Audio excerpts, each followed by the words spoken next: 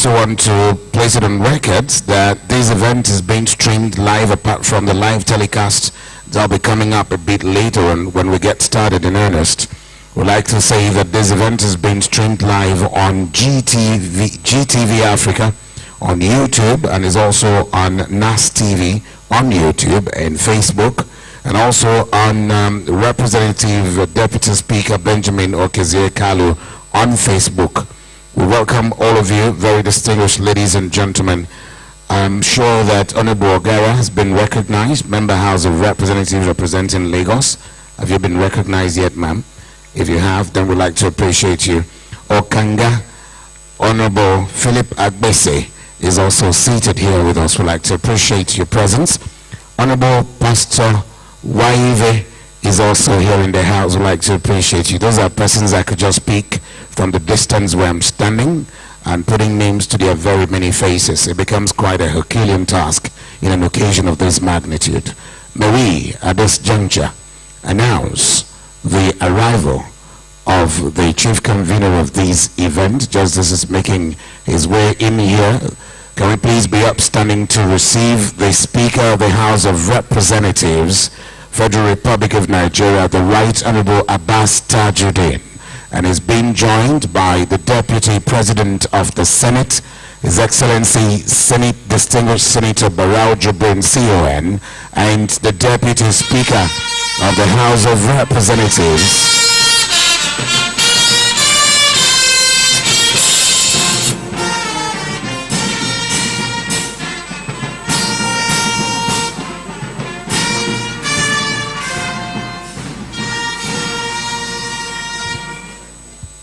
we welcome all of you.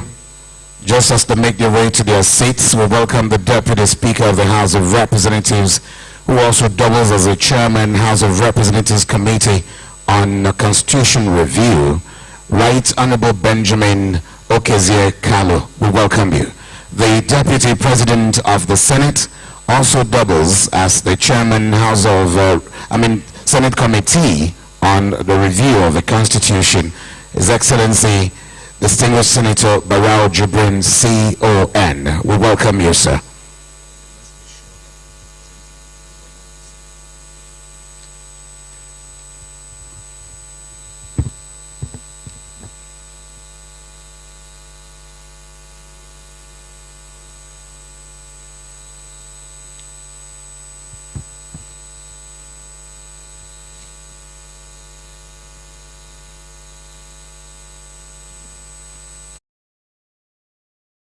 Transcorp Hilton is where the event is going on. Inauguration of the Constitutional Review Committee is about to kick off. That is what Nigerians are waiting for. I know what is in your mind, or what will be in your mind. The majority of my people out there will be thinking about whether the Constitutional Review Committee will be able to work on the issue of state police or decentralized police and others. Well, this is opportunity coming to the Nigerians, to the ways of Nigerians, where every other thing that needed to be done will be done. But I'll be trying to find out from people around me to find out what is expected of them. In a few minutes, I'm going to get one or two people to talk about the Congress Hall of the Hilton. At this moment, I'd like us to begin proceedings by starting with GTV Africa, the national anthem. To the studio and now back to national anthem.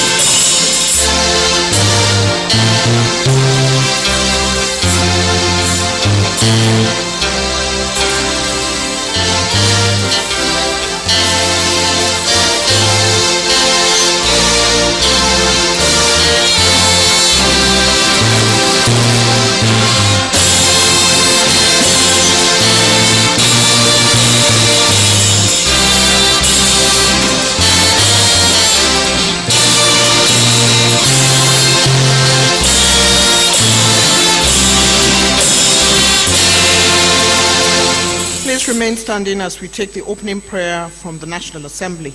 Almighty God, Creator and ruler of heaven and earth, we beseech thee to inspire and guide all our counsels and actions so that we may always walk in the path of justice, love, and charity to one another. Help us with thy grace to do only those things that will promote the peace, unity, happiness, and prosperity of Nigeria. Amen. Please be seated.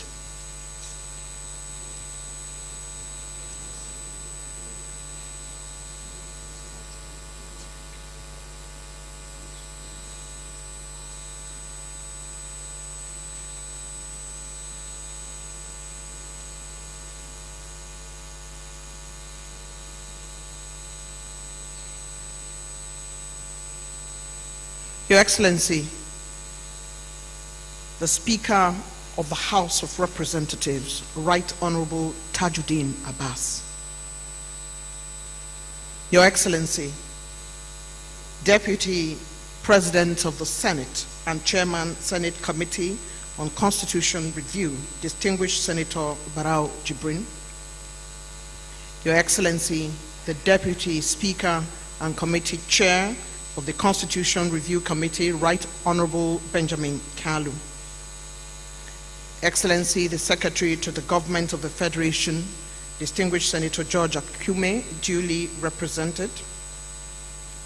Excellency, Chairman of the Nigeria Governors Forum, and other members of the Governors Forum, committee members and other honorable members, Chairman and members of the Conference of Speakers of State Legislatures of Nigeria, all former speakers here present, and other members of the House of Representatives, members of the Diplomatic Corps, and I would specifically welcome the British High Commissioner to Nigeria, Mr. Richard Montgomery, heads of international organizations and development partners, with special reference to the Executive Director, Policy and Legal Advocacy, Central, Mr. Clem Nwankwo, and the UK International Development, our esteemed traditional rulers, members of the Fourth Estate of the Realm, distinguished ladies and gentlemen. It is a beautiful day in the nation's capital, Abuja, today, and we're gathered here for our nation, Nigeria, whose citizens must continue to remain the priority of all leadership of our much-beloved nation. Welcome to a day such as this. On the occasion of the inauguration and citizens' engagement of the House of Representatives Committee on the review of the Constitution of the Federal Republic of Nigeria, 1999, as amended. My name is Eugenia Abu. I'm a multimedia strategy expert and a broadcaster. And I'm working today with a man I like to call the voice, the one and only Mr. Andy Gabriel. Andy, take a bow. Let's hear a round of applause for Andy. He's working with me today. And here is a call to action by the House of Representatives Committee on Constitution Review. Quote, our Constitution is not merely a legal document. It is the foundation upon which our democracy rests, the guardian of our rights and freedoms, and the blueprint of our collective aspirations. Yet, as we confront the realities of the 21st century, it is evident that our Constitution is in need of reform to meet the evolving needs and challenges of our society. Unquote. It's time for dialogue, for consultation, for change, for participation in the reform process, for engagement with the reform process, and to promote the unity and inclusivity of every citizen of this nation. We must therefore work tirelessly to realize the promise of Nigeria, of the people, by the people, and for the people. And there is in your program a place where the Constitution Review Committee will receive and respond to your constitution concerns, and you must check out that website. Having brought to you the call to action of this esteemed committee that tells us how it is important for Nigeria to continue to evolve and for us to continue to engage in this process. Please permit me to take a moment to present a kaleidoscope of quotes that are important. Our Constitution is a ray of hope. H for harmony, O for opportunity, P for people's participation, and E for equality. Narendra Modi, Prime Minister, India. The glory of justice and the majesty of law are created not just by the Constitution, nor by the courts, nor by the officers of the law, nor by the lawyers, but by the men and women who constitute our society, who are the protectors of law and are themselves protected by law. Robert Kennedy. On that note, I'd like to invite Andy to let us into how proceedings are going this morning and who is speaking first. Andy, you've got the floor.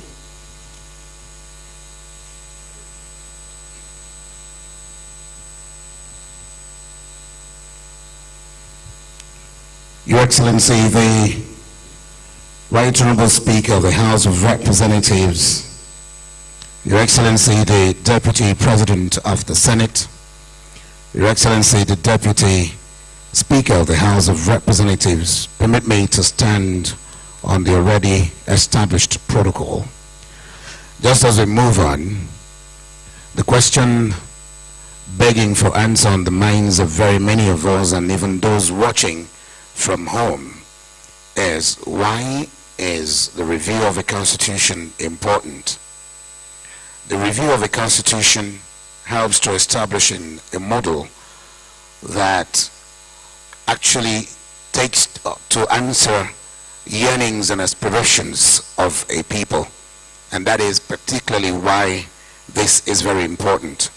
And so, moving on very quickly with the programs of event, it is pertinent at this juncture to then invite the man who has been bestowed with the responsibility of chairing the committee of the House of Representatives on the review of the Constitution, His Excellency, the Right Honorable Benjamin Okezie-Kalu, who doubles as the chairman and also deputy speaker of the House of Representatives, to then come and set the tone for this very important meeting.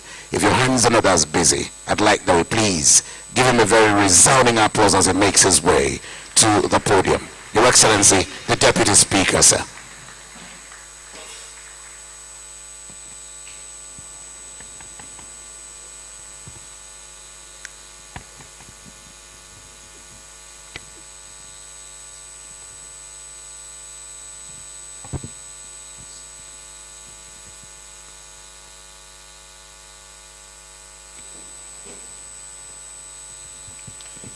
Your Excellency, the Speaker of the House of Representatives, my boss, my brother, my friend, Your Excellency, the Deputy President of the Senate,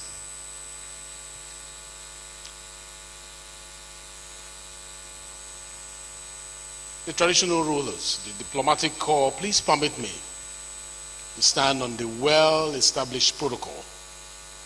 My very own Eugenia Abu, who did a good job just a few minutes ago.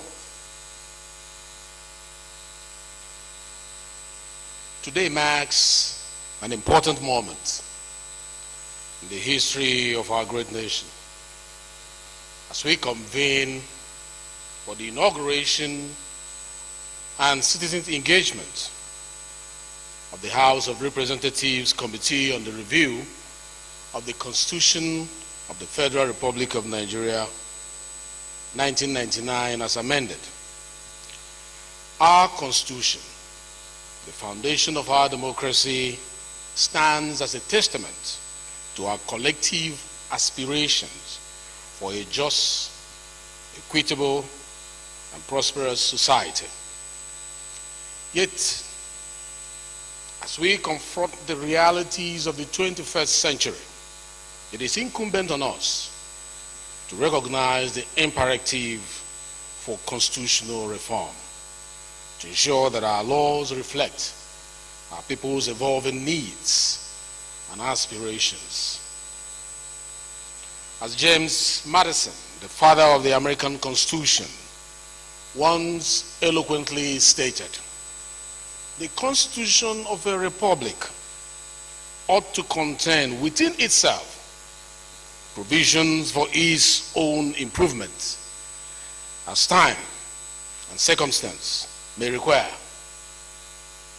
Heeding this wisdom, we must embark on this reform journey with open minds and hearts, acknowledging the dynamic nature of our society and the need for our governing document to adapt accordingly. As we gather here today, it is important to highlight the areas that are currently at the forefront based on the bill proposals we have received so far. Some of them include the establishment of state police, state access to mines, increased participation of women in politics, clear specification of the taxes and levies to be collected by each tier of government, and the provision for the office of the Mayor of the Federal Capital Territory, Abuja, amongst others. Several bills proposals that were passed but did not make the President's assent during the 5th constitutional alteration has been brought back, and they include powers to the National Assembly and State Assembly to summon the President and state governors, and requirements of the government to direct policies towards ensuring the right to food and food security. This highlights the dynamic nature of the Constitution review process and its salientness to the democratic strengthening of our country. It is important to reiterate that we are willing to accommodate more proposals to enhance our Constitution and strengthen our democracy. In addition, we await executive-sponsored bill proposals that reflect issues on the renewed hope agenda of our very own President. It is also important to note the amendment to the Constitution carried out by previous assemblies, which include but not limited to the financial independence of state houses of assembly and state judiciary, redesignating prisons as correctional services and then transferring them from the exclusive list to the concurrent legislative list to enable the state's participation, transferring railways from the exclusive list to the concurrent list, enabling states to generate, transmit, and distribute electricity power in areas covered by the national grid is also one of them, and requiring the President and governors to submit the names of persons nominated as ministers or commissioners within 60 days of taking the oath of office for confirmation by the state, by the Senate, or State House of Assembly. We particularly saw these come into action when President Bola Ahmed Tinubu submitted his ministerial list 2 days before the deadline on Thursday, 27th of July, 2023. As we move forward, states should commence domestication of these amendments to generate the required results and propel Nigeria towards a brighter future. Thus, the call to action is clear, and the pathway forward is illuminated by the principles of dialogue, principles of advocacy, principles of participation, principles of unity and inclusivity. Let us heed fellow citizens from all walks of life and engage in open, inclusive, and transparent dialogue on constitutional reform. Let us bridge divides. Let us build consensus. Let us forge a common vision for the future of Nigeria. We must advocate tirelessly for change, holding our elected representatives accountable and demanding accountability at every turn. Participation is not merely a right, It is sacred duty bestowed upon us as citizens of this great nation. I call upon every one of you to actively participate in the constitutional reform process, to lend your voices, ideas, and expertise to craft a constitution that reflects the values and aspirations of all Nigerians. As John Marshall, a one-time American Secretary of State, once said, the people made the Constitution, and the people can unmake it. It is the creature of their will and lives by their will. The Constitution Review Committee of the 10th National Assembly stands ready to embrace the challenges and the opportunities that lie ahead, leveraging the power of technology, social media, and inclusive engagement. We will ensure that every voice is heard, every perspective is considered, and every citizen is empowered to participate in the shaping of our nation's future. As we embark on this journey, let us draw inspiration from the words of great leaders who have come before us. Let us remember the wisdom of Tafawa Balewa, who spoke of the necessity of unity and collaboration in our effort to build a brighter future. Together, let us reaffirm our commitment to democracy, our commitment to justice, and our commitment to progress, which we pledge to. Together, let us rise to the challenge and build a brighter future for Nigeria, a future that is truly of the people, by the people, and for the people. From this Inauguration Day onwards, I am proud to announce that we will work closely with the Senate to deliver on our assignments within the next 24 months, as stated during our pre-inaugural meeting. Thus, we wholeheartedly seek the cooperation and support of all Nigerians and all friends of Nigeria. This ambitious timeline not only reflects our commitment to expeditiously address the pressing issues outlined in the proposed bill, but also allows Mr. President sufficient time to attend to the alterations for assent away from the busier election preparation time. In conclusion, I urge you to visit www.hccr.gov.ng to engage with the Constitution Review Committee and to contribute your ideas and perspectives to this vital process. I want to emphasize that our doors are wide open for robust and constructive deliberations as we engage today and in the days that follow.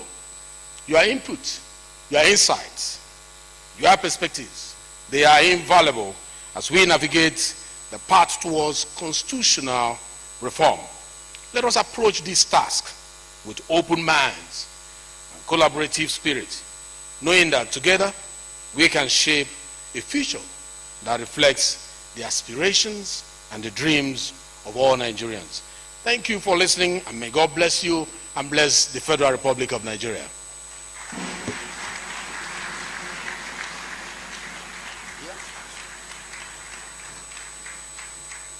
Another resounding applause for the Deputy Speaker who chairs the House Committee on Constitution Review. Thank you very much. I'd like to just mention that the Inspector General of Police, Kayode Egbetokun, is here with us in flesh and blood. Can we please welcome him with a resounding applause? Just as we also recognize my Lord Honorable Justice Oseni Yusuf, the FCT Chief Judge, who is standing in here for my Lord the Chief Justice of the Federation, Justice Kayode Ariwola, GCON. Please a warm round of applause for him. We also have standing in for the INEC Chairman, Mrs. May Agbamuche Mbu. Would like to welcome you. She is a commissioner with INEC. Thank you very much. After these recognitions, the tone setting has begun, and it is now time for the documentary, Nigeria's Constitutional Reforms, the Journey, the Triumphs, the Gaps. Please let's watch. Every nation has a constitution or legal framework governing leadership powers, entity responsibilities, and citizens' rights. Nigeria, like others, underwent constitutional changes before gaining independence in 1960. Every nation has a constitution or legal framework governing leadership powers, entity responsibilities, and citizens' rights. Nigeria, like others, underwent constitutional changes before gaining independence in 1960.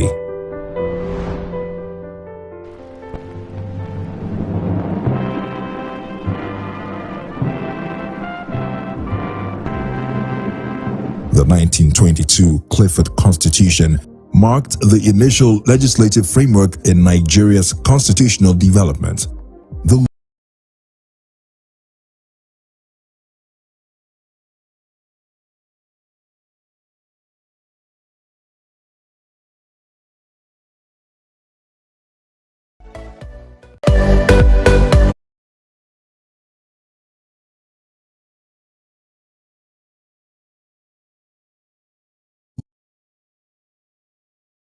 establishment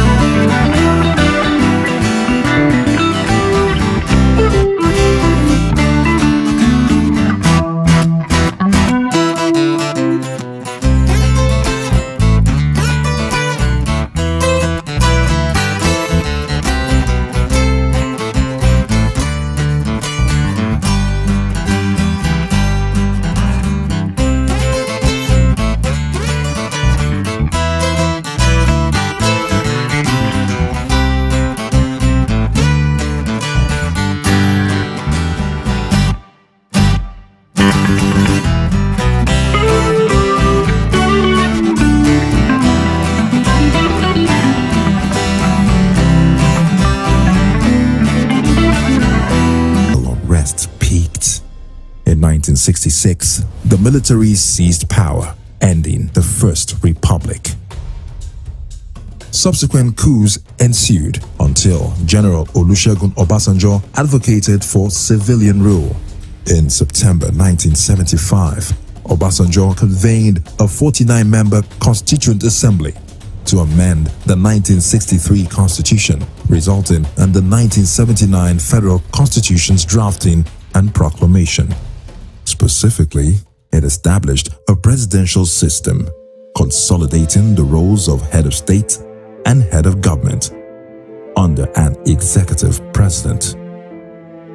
Additionally, it instituted a multi-party system, mandating parties to register in 2/3 of states, with each state to contribute at least one cabinet member. The Constitution gave birth to the civilian government of President Shehu Shagari.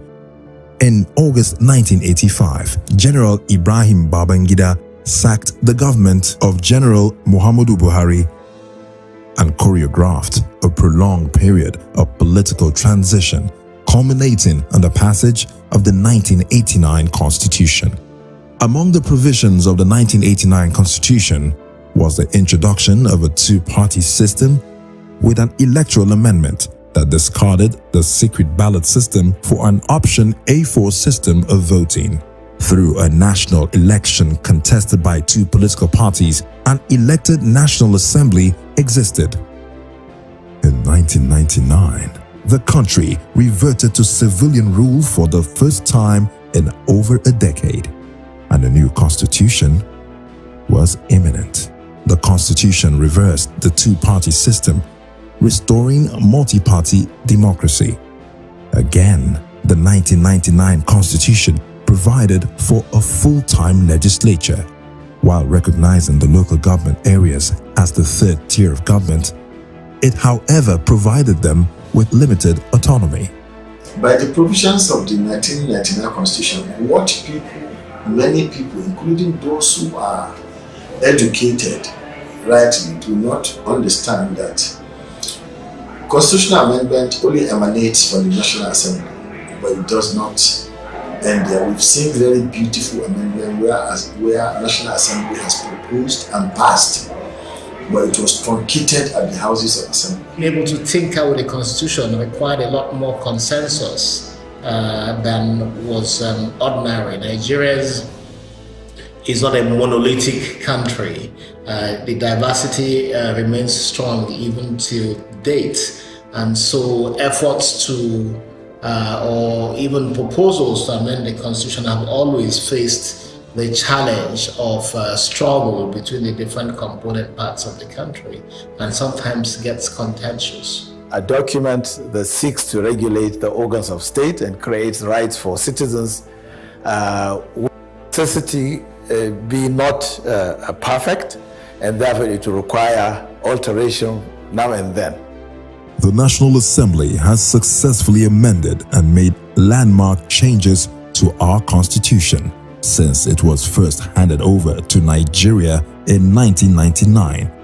Since then, some of the significant amendments successfully made include judicial reforms, electoral reforms, age reduction allowing younger persons to be appointed into the Independent National Electoral Commission (INEC) as chairman or resident electoral commissioners, allowing a lower age for contesting into certain elected positions, moving certain responsibilities of government from the exclusive legislative list into the concurrent legislative list to allow for increased federalism, and many more.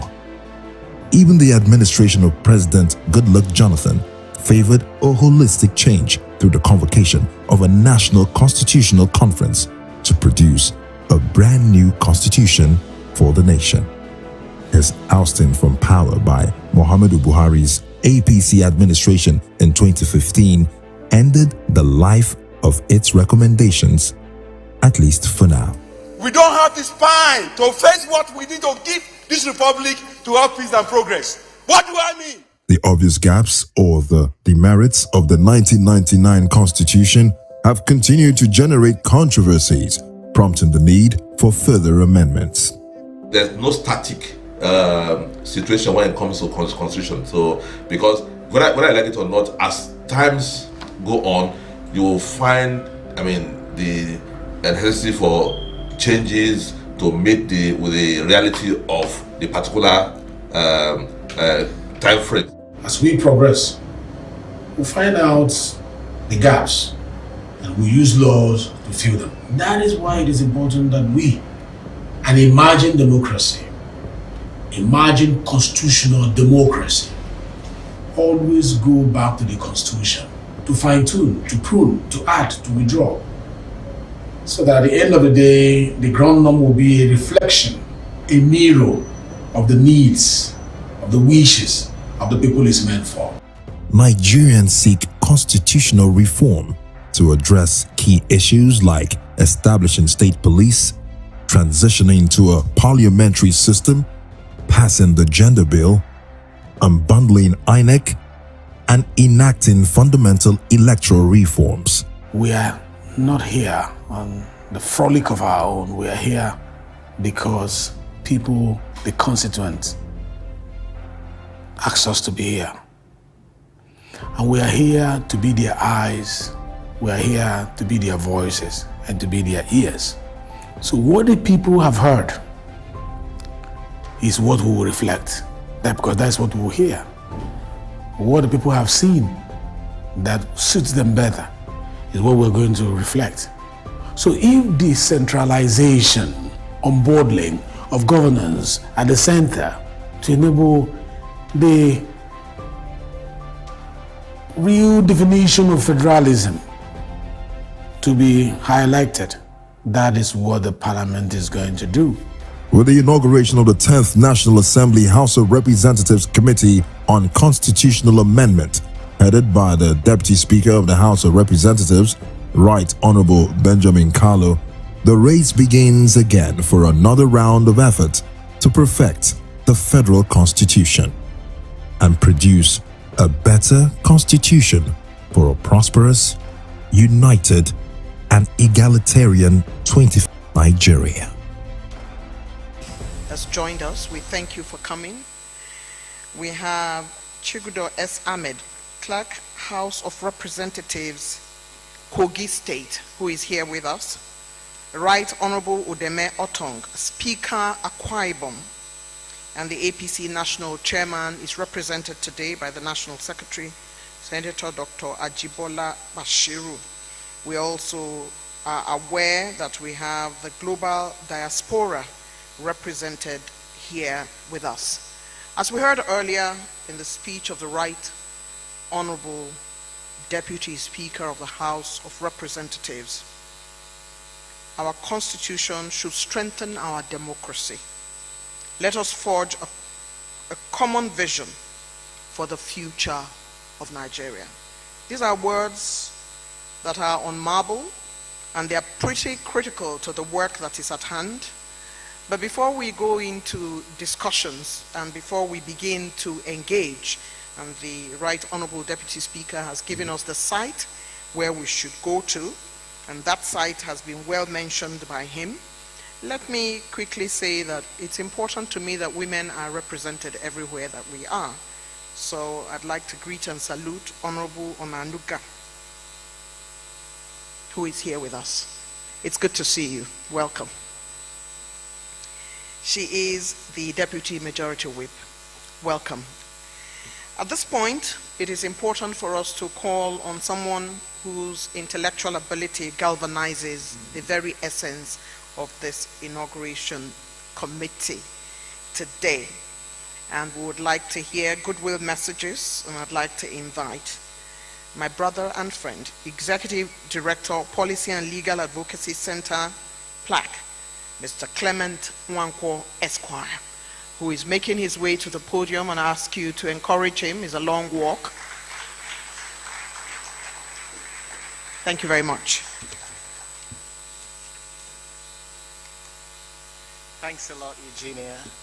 Your Excellencies, the Speaker, the Deputy Speaker, the Deputy Senate President, the Deputy Speaker, distinguished senators, honorable members, Your Excellency, the British High Commissioner, members of the diplomatic community. I guess I'll have to stop here with the protocols, but really to say that I'm especially delighted to have been invited to give a goodwill message on this occasion.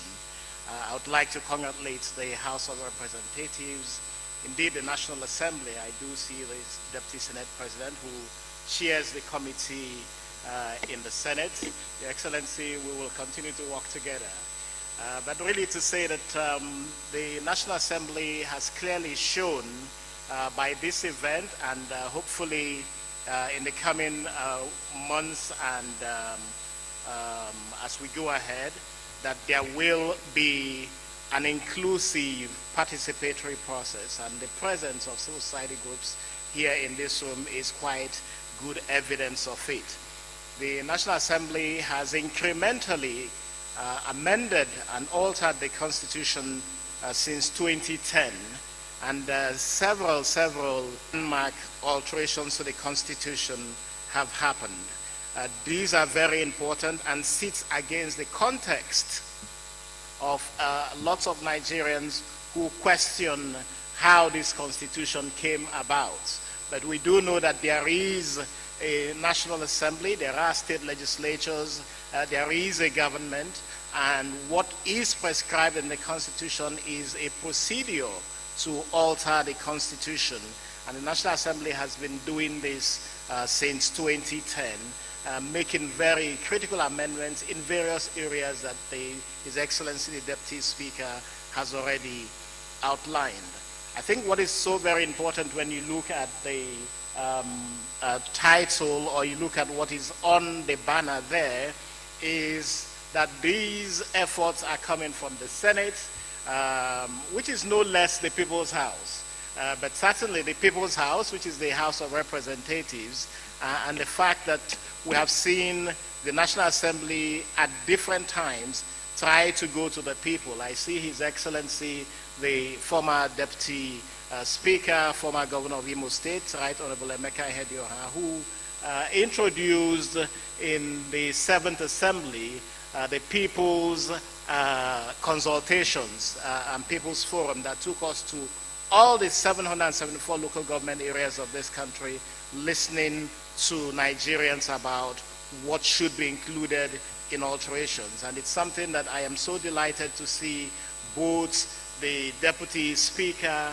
the Deputy Senate President articulate very clearly a timeline of under 24 months for achieving reform of the Constitution.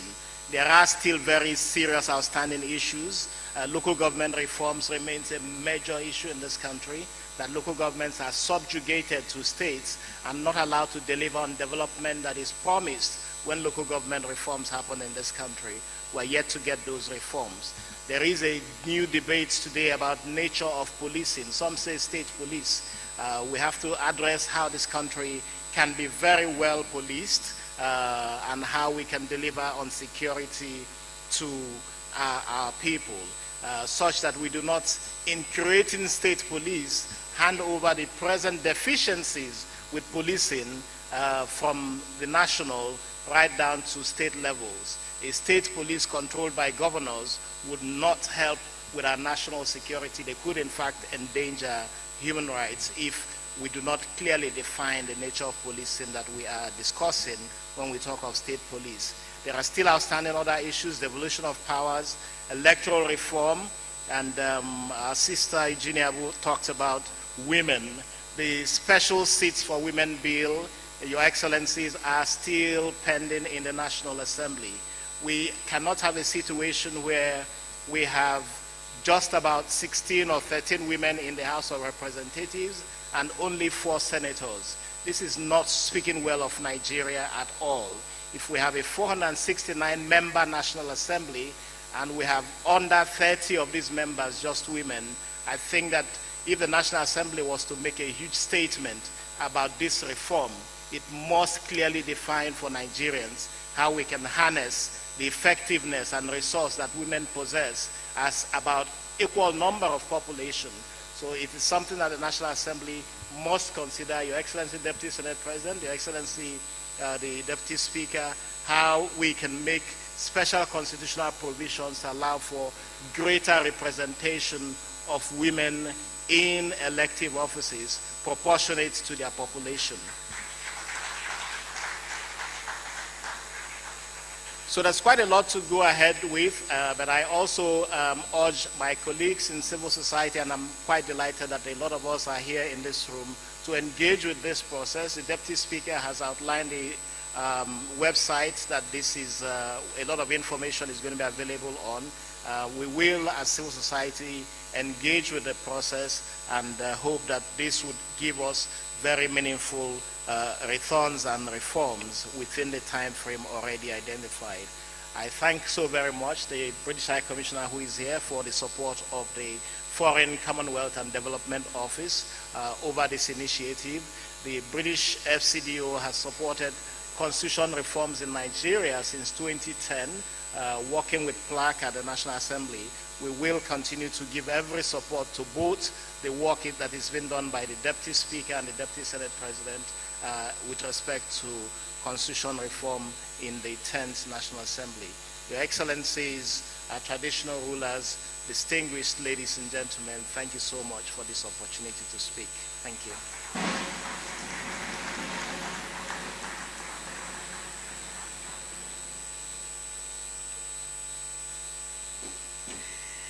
Excellencies, distinguished ladies and gentlemen, Clement Nwankwo. As always, he has unpacked some of the issues that need to be critically looked at.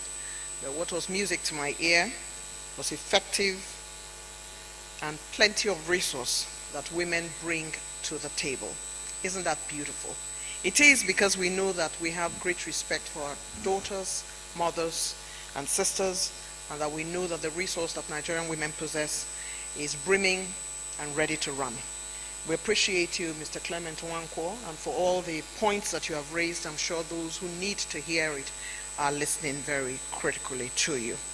It's time now, distinguished ladies and gentlemen, to bring up to the podium His Excellency Richard Montgomery, British High Commissioner to Nigeria.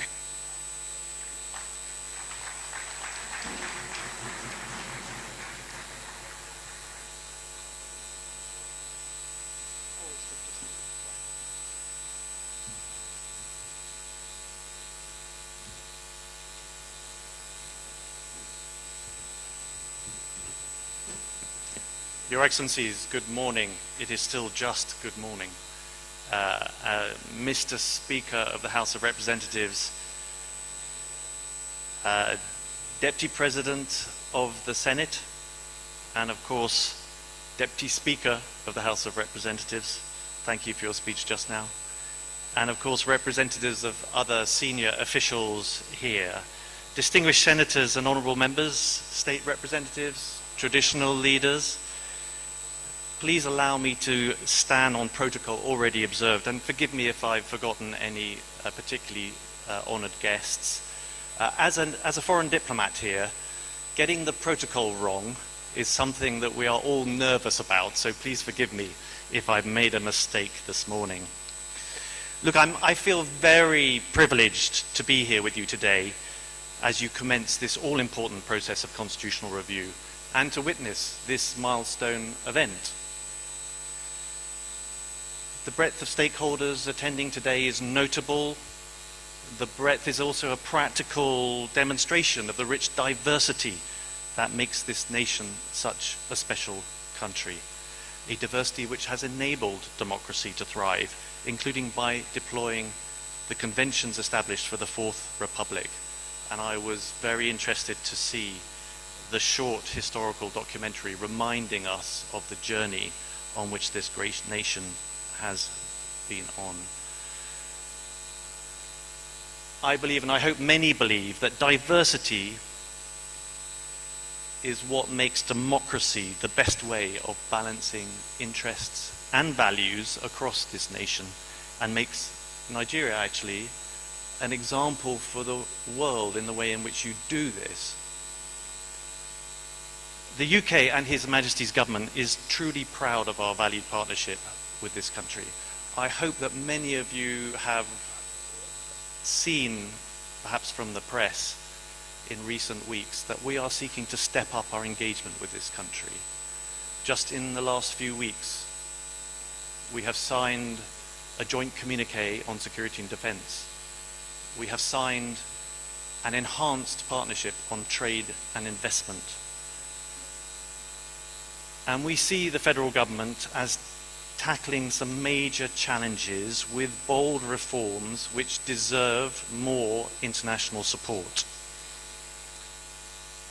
And we see Nigeria as a key democracy, not just for regional, but also increasingly global geopolitics.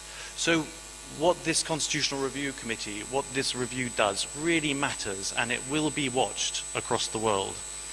And I know that His Majesty, as an upholder of constitutional principles and practice, would like me to send his personal best wishes for your deliberations today and in coming months. He has told me several times how important Nigeria's democracy is for the Commonwealth of Nations. And so I'm very pleased that in a small way the UK is able to support these types of deliberations.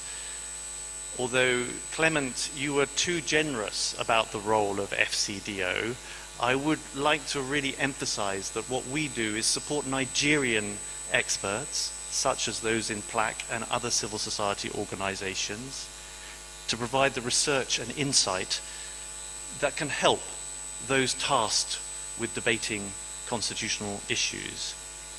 It is not for outsiders, such as foreign diplomats, to comment on sovereign concerns of Nigeria or any other country.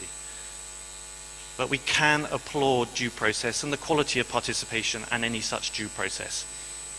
So I'd like to commend the leadership of the House, the Right Honourable Speaker, the Right Honourable Deputy Speaker, the overall leadership of the National Assembly for the inclusive and deliberative approach adopted for this review process.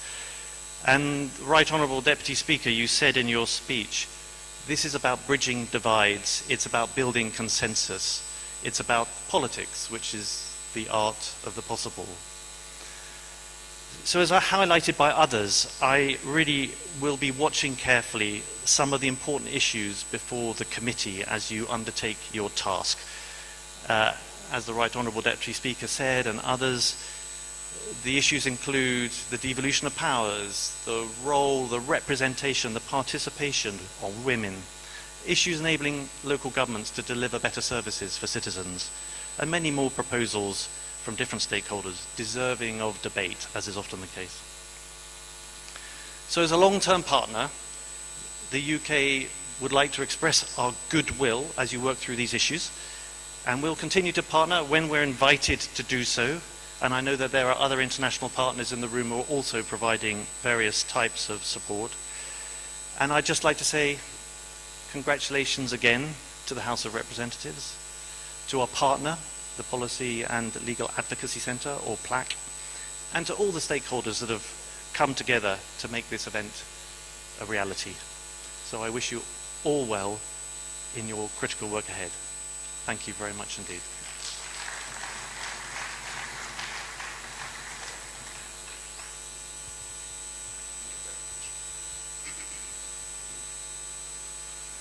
I'd like to call for yet another resounding applause for Mr. Richard Montgomery.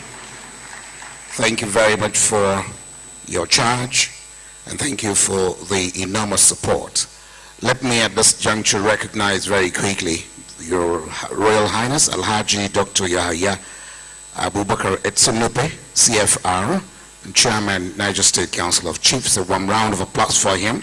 As we also recognize the APC National Chairman, His Excellency Dr. Omar Abdullahi Ganduje, represented at this occasion by the APC National Secretary, Senator Dr. Basiru Ajibola. Please a warm round of applause for him. We have so very many speakers of state houses, of assemblies here present, and it's going to be a Herculean task wanting to run through this long list because of the exigencies of time. But very quickly, we recognize River State House of Assembly Speaker, Right Honourable Martin Amehule, as we also recognize the Speaker, Ogun State House, Osun State House of Assembly, Right Honourable Adewale Egbedu. We also recognize your presence.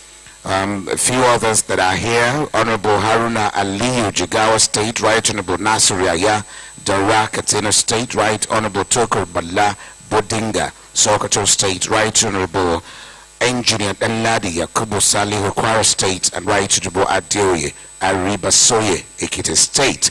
And of course, we also have the PD minority and majority leaders of the House of Representatives here, Right Honorable Abdullahi Ibrahim Ali Halims. We welcome you. Honorable Alisa JC PhD is also a minority whip.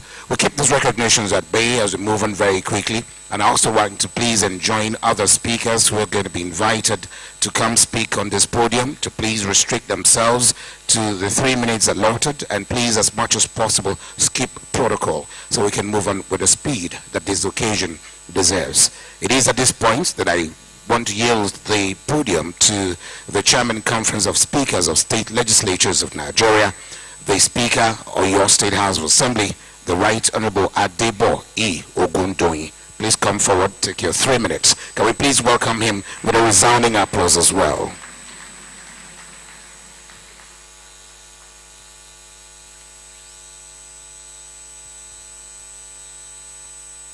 Asked to skip protocol, so I don't have to go through the hard task of ensuring that I do not flout the protocol. But notwithstanding, I would like to specially recognize and appreciate the Speaker of the Federal House of Rep, who is a mentor to a lot of young legislators coming up. We thank you for all you do. Also, would like to recognize the Deputy Senate President, Head President, Distinguished Senator Barra Jibrin, and the Chairman for the day, the host, and the one that this event concerns the most, the Deputy Speaker for the Federal House of Representatives. You're welcome, and thank you for having us here today. I'll try my possible best to keep this as brief as possible to the 3 minutes that has been allotted to us. It is actually a very great privilege and a great honor for me to be here this morning to give a goodwill message at this epoch-making occasion on the inauguration of the House of Representatives Committee on the Review of the 1999 Constitution for the Federal Republic as amended. It is very important to appreciate and to understand the true reflection of the nation, the diversities, the complexities, to better address the current issues and the realities and the challenges of the ordinary Nigerians that we face daily. We must be responsive to the yearnings of Nigeria, especially at this very time. These times are tough, and it's clear to everybody that there's a lot resting on the leadership for the country to make the moves that will definitely make Nigeria better. There has always been and will always be debates and calls for the review of the 1999 Constitution. Until we get it right, this debate will go on. Some pundits and citizens alike have called for a review of some parts and some sections of this Constitution, while some others have clamored for a holistic review of the Constitution. I personally have been a true federalist. I support a system of government in which several states unite under a central authority, but in which the states are empowered to address their own challenges and also be able to navigate its own destiny. The latest amendments will no doubt touch on key areas such as the devolution of powers, national and subnational restructuring, the resource control, and most importantly, issues of security. On this note, permit me to say that the members of the 10th Oyo State House of Assembly, along with several other state houses of assembly and the speakers are here present, we consider the issue of the state and community police a critical component of national development. Security continues to be a weak area in our local domains where there is no, and we understand that where there is no security, there is no development. Although there could be concern of mismanagement of security operatives by governors, but in the long run, if you look at other models and other countries that practice state policing, we have the United States of America, they practice this system. I'm sure they did not get it right on the first instance, but with time, I'm very certain, with the cooperation of the stakeholders and everybody within, we would get this right. I assure you that through the Conference of Speakers of State Legislatures of Nigeria, all state houses of assembly in the country will collaborate and work diligently and strategically with the House of Representatives Committee on the review of the 1999 Constitution of the Federal Republic of Nigeria as amended. We will also work studiously and expeditiously to ratify the documents once they have passed down to the states by the National Assembly.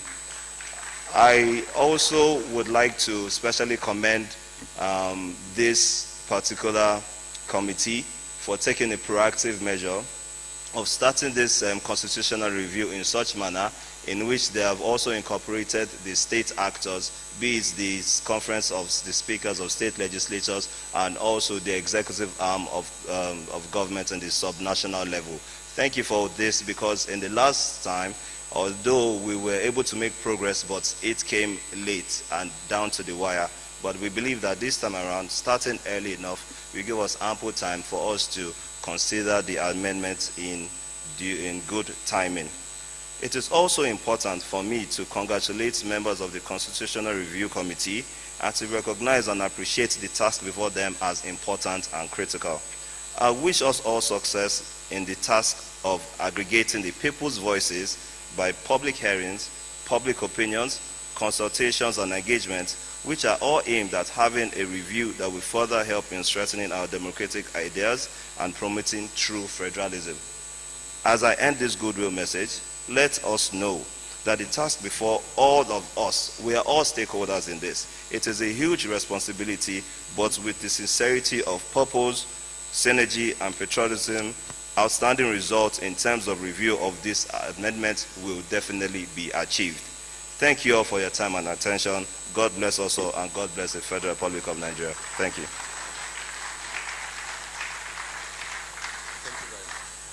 Thank you very much. I also do hope that by the time the Constitution is reviewed and autonomy granted to state houses of assembly, I hope that you will this time around endorse it, and you got to coax your executive governors to please endorse that you have your autonomy.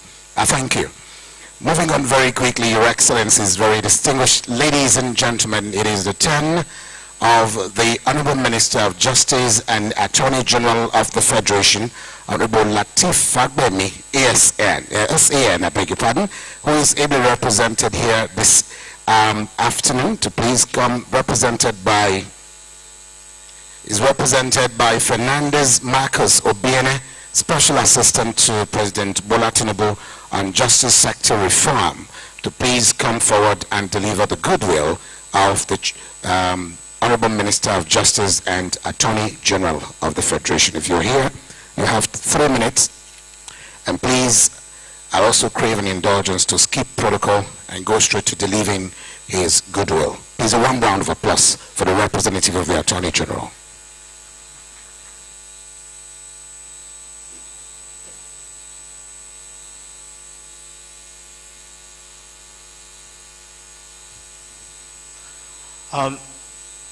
While I was sitting down there, at the corner, I was struggling to write down all the names of all the protocols so I don't miss anyone.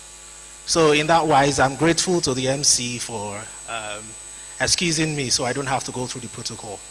I apologize on behalf of the minister who ordinarily would have liked to be here, but unfortunately couldn't.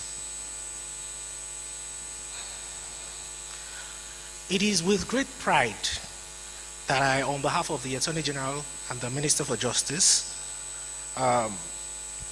welcome you to, rather, extend our warm congratulations on the inauguration so far.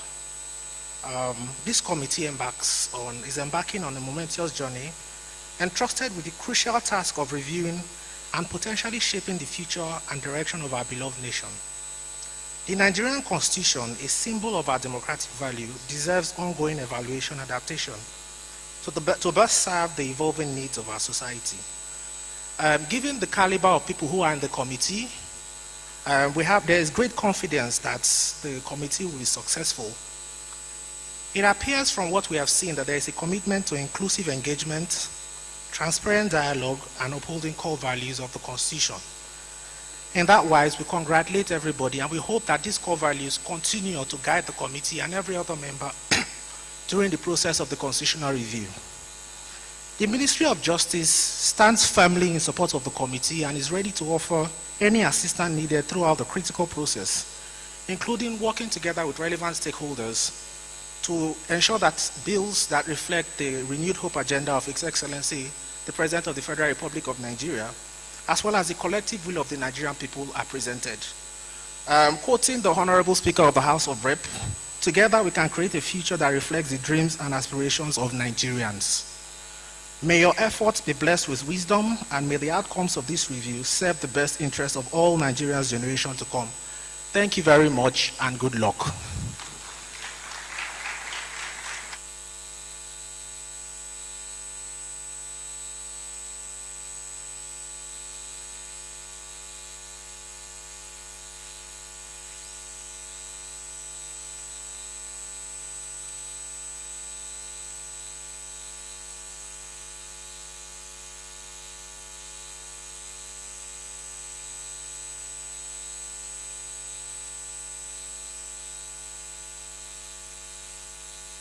Excellencies, very distinguished ladies and gentlemen. The day is fast spent, but the job is being done for such a day as this. It is important for us to remember that the various groups of people in the country are going to be participating in this constitutional reform, and also the House of Representatives Committee on this constitution review, as you heard much earlier, is led by no other than Right Honorable Benjamin Kalu, His Excellency the Deputy Speaker of the House of Representatives. His speech spoke volumes about how much in a hurry he is to get his assignment done. Let's hear another round of applause for the Right Honorable Deputy Speaker and Chair.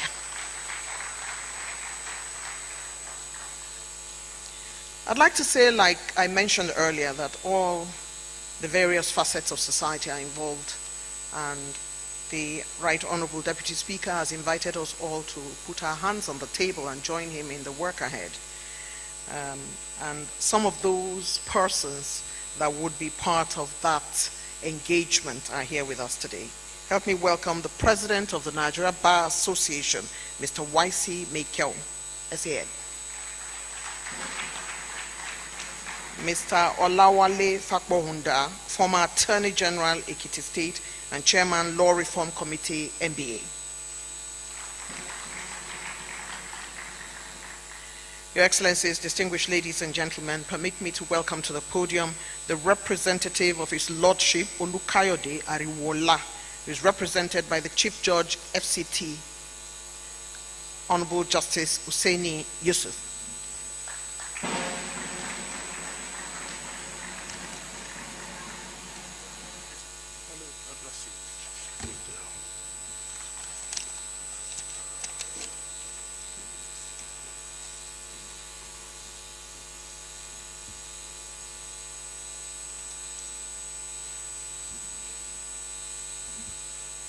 The Right Honorable Speaker, Honorable Tajuddin Abbas,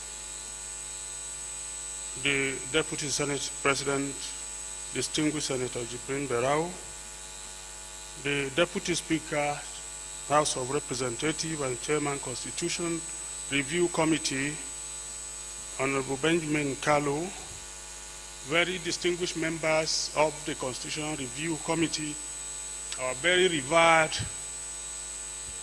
royal fathers present, representatives of various interest groups at this very auspicious occasion, distinguished ladies and gentlemen.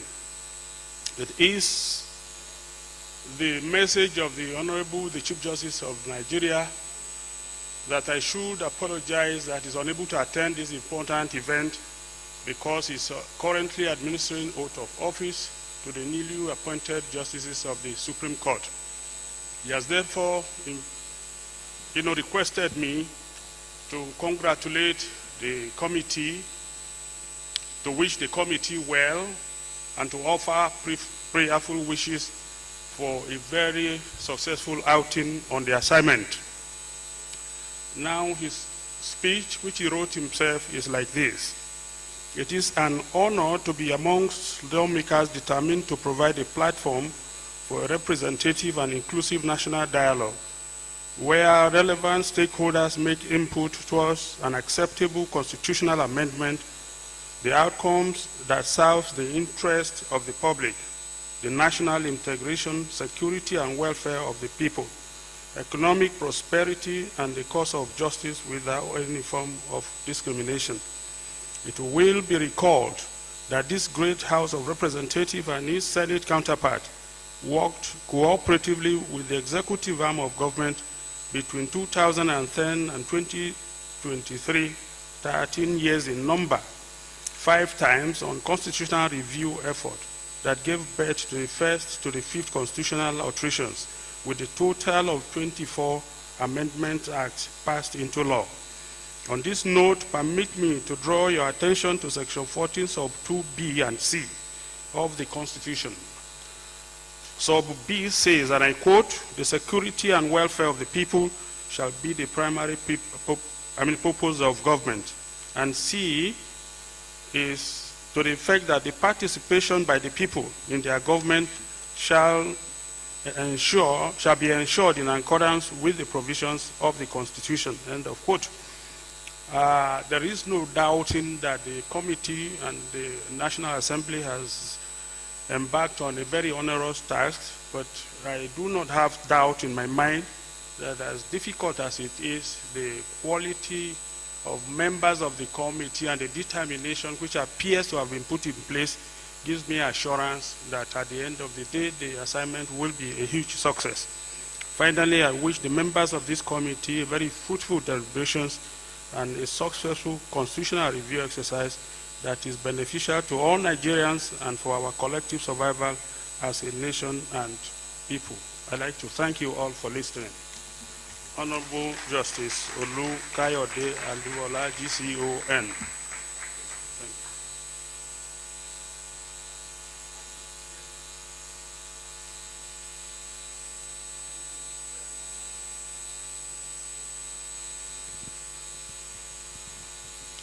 Please, another one round of applause for the Chief Justice of the Federation.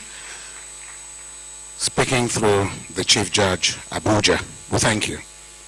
And moving on at this point in time, Your Excellencies, very distinguished ladies and gentlemen, it is then the turn of His Excellency, the President of the Senate, Chairman of the National Assembly, who is ably represented here this morning by his brother, friend, associate, and colleague, and of course a very uncommon Deputy President of the Senate, very distinguished Senator Barrow Jibrin, CON, the Deputy President of the Senate. Your Excellency, can we please give him a resounding applause as he speaks on behalf of the President of the Senate, distinguished Senator Dr. Godswill Obot Akpabio, CON. Your Excellency, sir.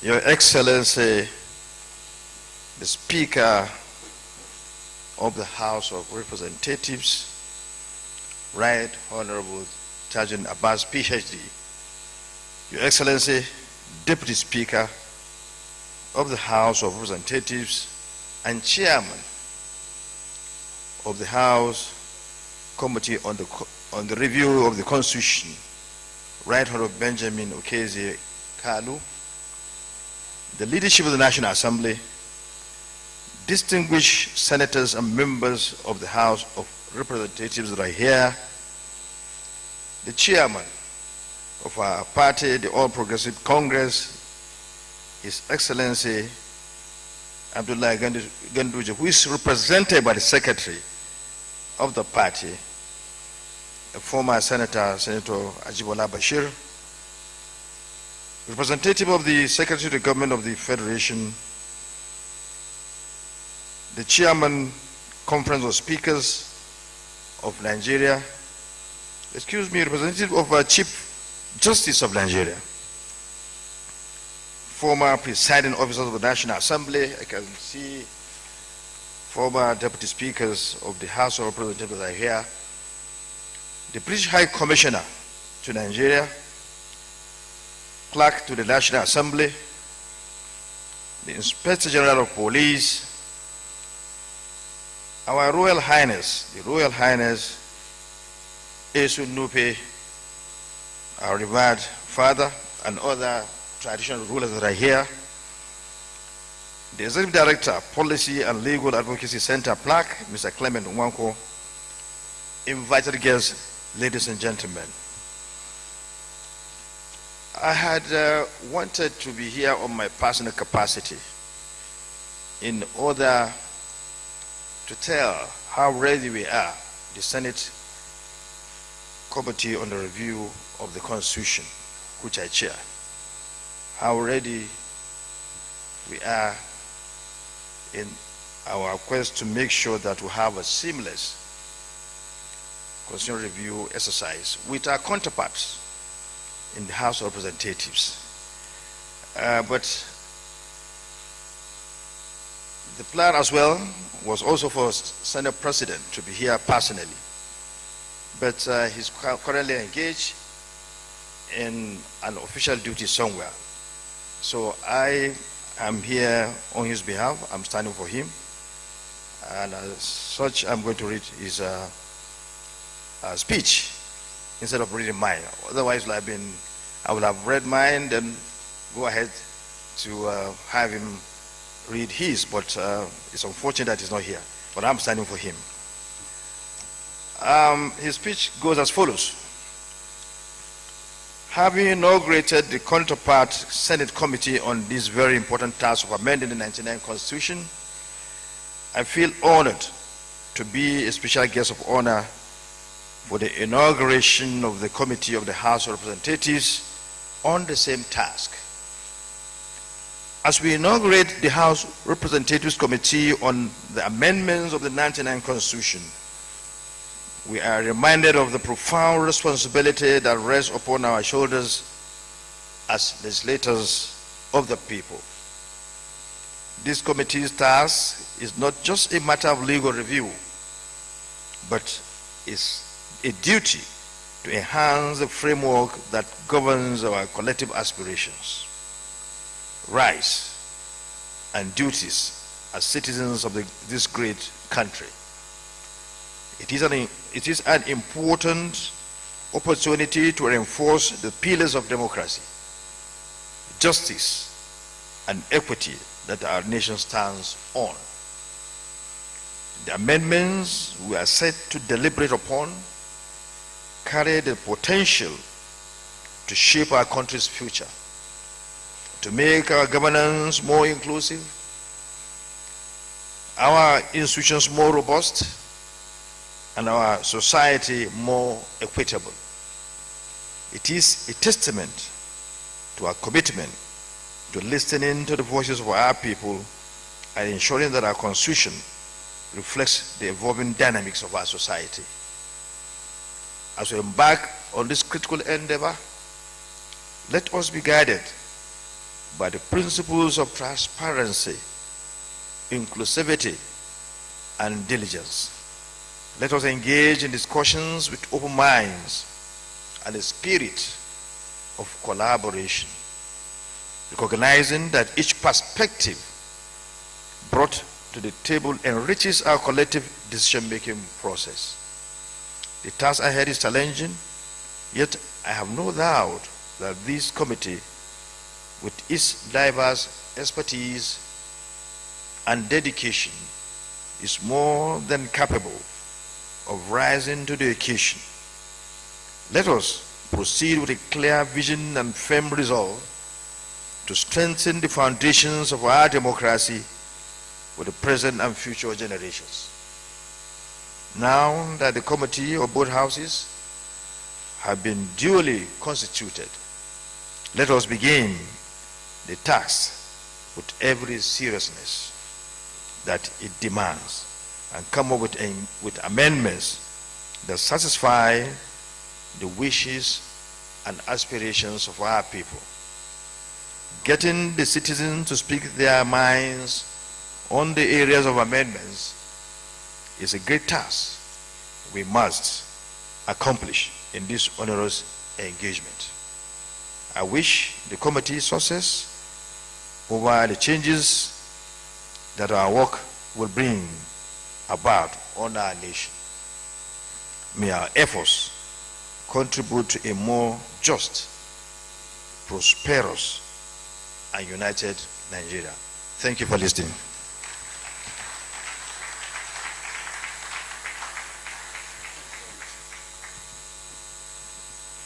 Another resounding applause for the Deputy President of the Senate, standing in for the President of the Senate, distinguished Senator Godswill Obot Akpabio. Thank you very much, sir. Very quickly, we welcome you, distinguished Senator Onyeka Chimoebonye, Deputy Majority Whip of the Senate. We welcome you, sir. We also recognize Right Honorable Babangida Nguroje, former Deputy Speaker, House of Representatives, Lois Auta, NDWD, Mr. Jake Ekbele, TAF Africa. We'd like to welcome all of you, members of civil society organizations that are here.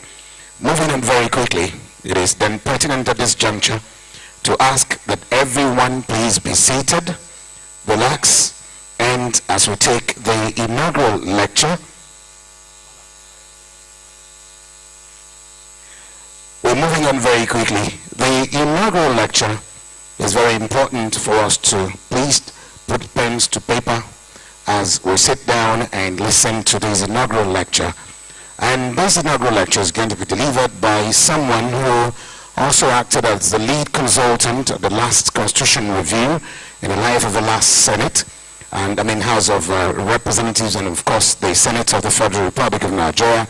He's also the former Commissioner for Justice and Attorney General of Plateau State, and he's here with us in flesh and blood. I'd like that we please welcome him to the podium, Professor Dakas, C.J. Dakas, Senior Advocate of Nigeria, for the inaugural lecture. Can we please have that round of applause as loud as can be for Professor Dakas, C.J. Dakas, SAN. Prof, please do not block the thoroughfare so he can find his way here very easily. Professor Dakas, C.J. Dakas, SAN.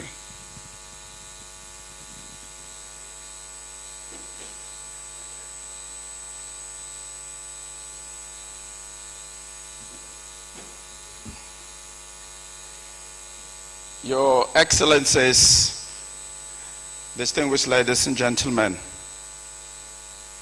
I'm very delighted to be here this afternoon and to have the honor and privilege of addressing a very important subject. The topic that I have been asked to address is resolving Nigeria's constitution question. Resolving Nigeria's constitution question. The topic itself presupposes that a question mark hangs over the Nigerian constitution.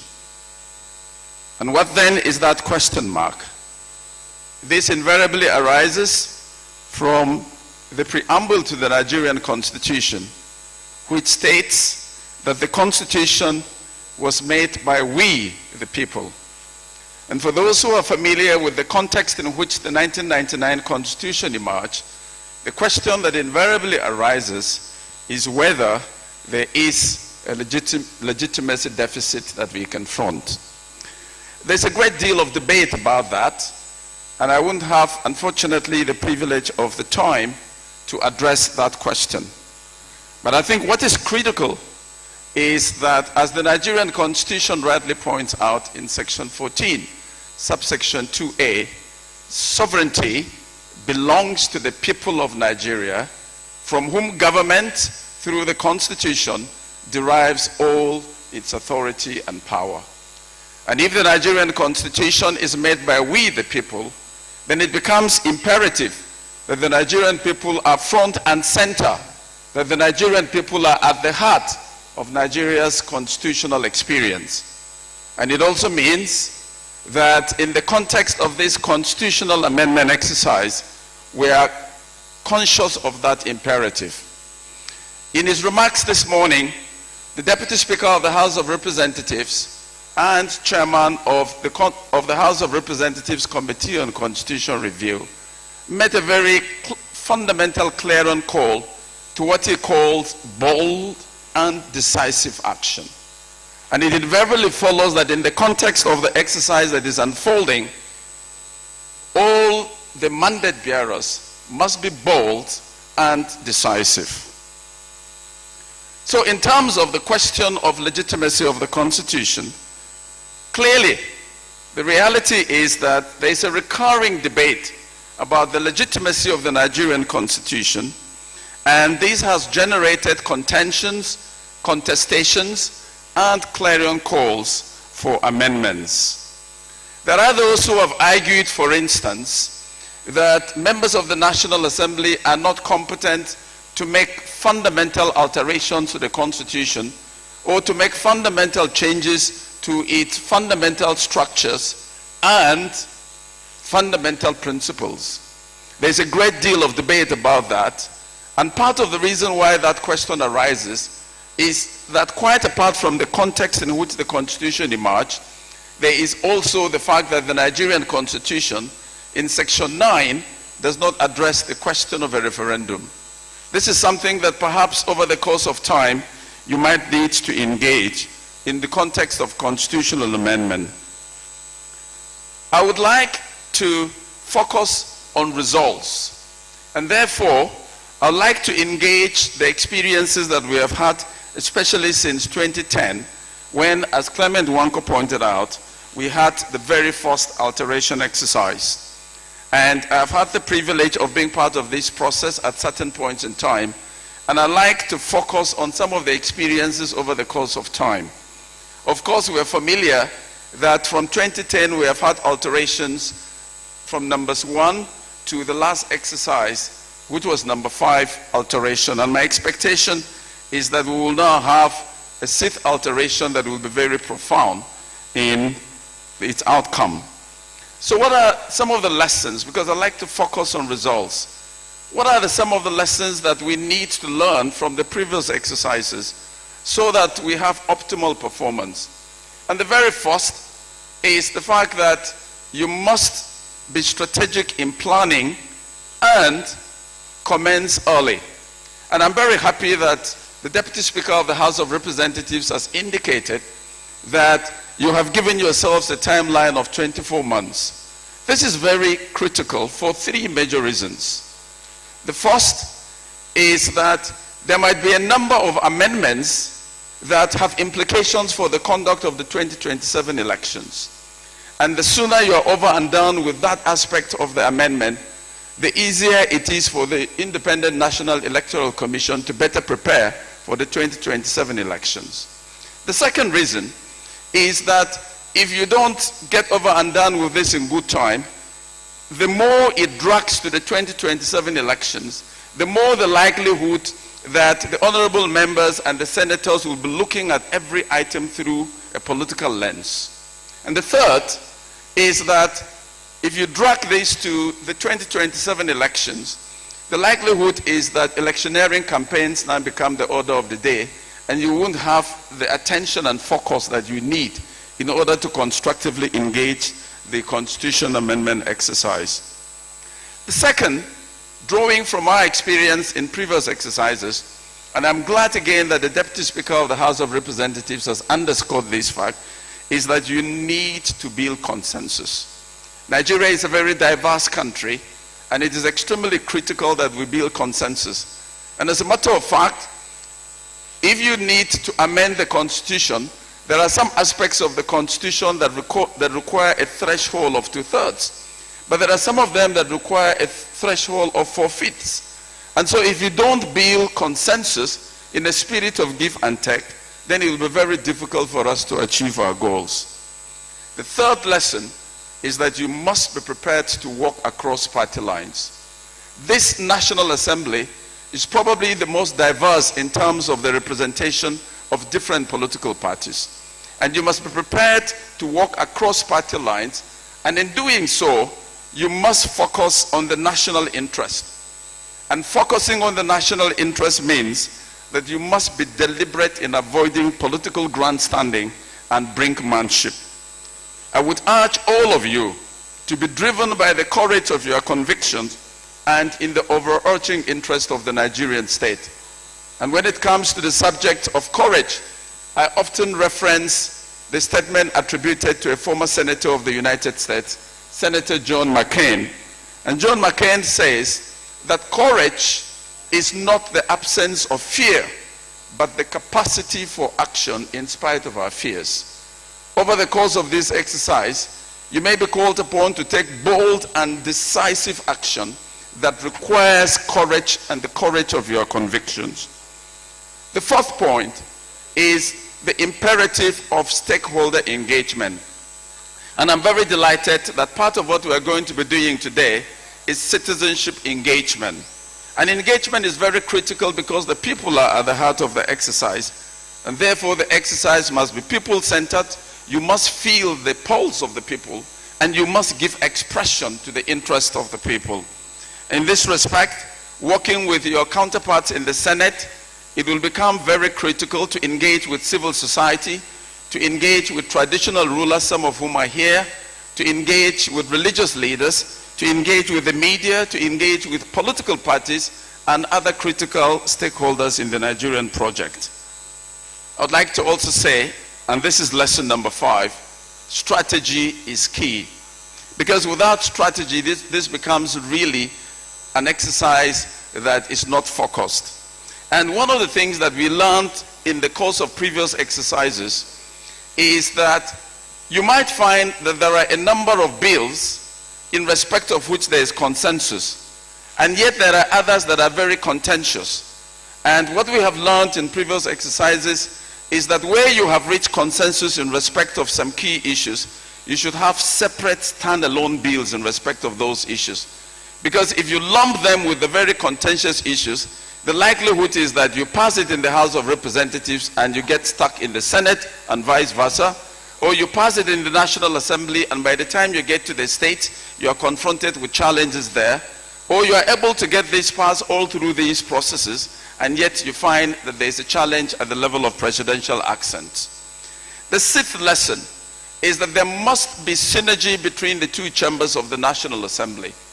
As you would recall, in the course of one of the earlier constitutional amendment exercises, there was a joint National Assembly committee on the review of the Constitution.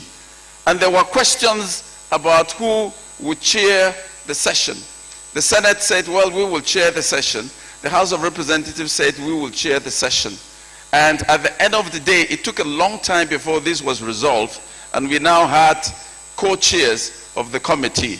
And so it is important that there is synergy, because in the context of constitutional amendment, both chambers of the National Assembly have co-equal powers, and it is important that you work in a symbiotic manner to achieve your goals. Lesson number 7, and this is extremely critical, is that you must have strategic engagement with your colleagues at the state assemblies. As you know, members of the state houses of assembly have a role to play in this respect. And in the last exercise, we had a major challenge. And I think that that challenge was unprecedented. After members of the National Assembly were over and done with the exercise, and I recall as a lead consultant to the House of Representatives Committee on Constitutional Review that speakers of state houses of assembly were invited for an interactive session with the National Assembly committees. But then it turned out that by the time the National Assembly was over and done with its exercise and the bills were transmitted to state houses of assembly, something unprecedented happened. The Conference of Speakers, and I'm glad that the chairman of the Conference of Speakers of State Houses of Assembly is here, the Conference of Speakers now wrote back to the National Assembly and said they were not going to take any further legislative action in respect of the bills transmitted to them for concurrence unless their own priority bills were passed by the National Assembly. And as you would recall, those of you who followed that development, there was quite a bit of challenge between the National Assembly. I recall that the Deputy Senate President and the Deputy Speaker of the House of the 9th Assembly addressed a press conference. And so we had a back and forth that unfortunately impeded the action that was needed in respect of that exercise. And so I'm glad that very early in the day, and as the Speaker of the Oyo State House of Assembly, who is the chairman of the Conference of Speakers, has rightly indicated, it is a very welcome development that very early in the day you're already engaging the State Houses of Assembly. And my hope is that you will have synergy in terms of your actions going forward. The 8th lesson is that you must have periodic consultation and partnership with the executive. At the state level, on paper, there is no specific role for state governors, but we all know that governors wield considerable influence over what happens in respect of this exercise at the state level. And therefore, you must find some way of feeling the pulse of the executive. And at the federal level, of course, the reality is that you may go through the entire gamut of the exercise, and by the time it gets to the president, you find that there is a veto. You would recall that in the 9th Assembly, as many as 36 bills for constitutional amendment were passed at the National Assembly and at the level of the state assemblies. These went to Mr. President, and if my recollection is correct, only 16 of them were assented to by Mr. President. And the current president, President Bola Ahmed Tinubu, then assented to one other one that has to do with the judiciary in terms of the uniform retirement age. So, feeling the pulse of the executive over the course of the exercise is critical. Number 9, you must be deliberate in countering the narrative that these exercises are simply annual rituals and money spinning jamborees. As a matter of fact, as recently as yesterday, when I told one of my colleagues that I was going to be addressing this gathering today, he said one of the things you must emphasize is that there is a general perception, rightly or wrongly, that these are just hollow exercises. Now, how do you engage that? For those of us that have been part of this process, we know that that is not correct. But it means that you must be deliberate in a robust media engagement to get the people to appreciate the relevance of this exercise. But one of the most significant ways through which you can counter that narrative is to deliver results. If you deliver results in a manner that is profound, and as the Deputy Speaker pointed out, if you are bold and decisive, then of course you will be able to demonstrate to the Nigerian people that this exercise is worth it. The 10th point is, and I think this also comes out of the speech made by the Deputy Speaker, is the need for impact assessment. I give you an example. In the 9th Assembly, one of the signature accomplishments was the devolution of powers in respect of correctional services, in respect of rails, in respect of power, and yet, almost a year afterwards, we are not seeing significant effort to domesticate these initiatives at the state level. And you need, at the level of this committee and at the level of the National Assembly in total, to take stock, undertake an impact assessment, so that it provides you a compass for action going forward. And you need to constructively engage with the sub-nationals so that you are able to collaborate with them in order to ensure that the work that you have done is given effect to at the subnational level. The 11th lesson, and the last on this, is that you must set your eyes on the crowning glory. At the end of this exercise, you must be able to say to yourselves, what is the crowning glory? In other words, what is the signature accomplishment of this exercise? I give you a few examples. In respect of the 8th Assembly, the signature accomplishment of that assembly in respect of constitutional amendment was in relation to the not too young to run amendment. Now, whether that has translated into greater representation of younger people in the National Assembly is a different question. In respect of the 9th Assembly, I believe that the signature accomplishments were the devolution of powers in respect of power, rail, correctional services, as I have pointed out, but also the financial independence of state legislatures and state judiciaries. And I think that these are very critical, and we need to keep this in mind. So, as I wind down, for the 10th Assembly, at the end of this exercise, what will be your signature accomplishment that inspires confidence in the Nigerian people?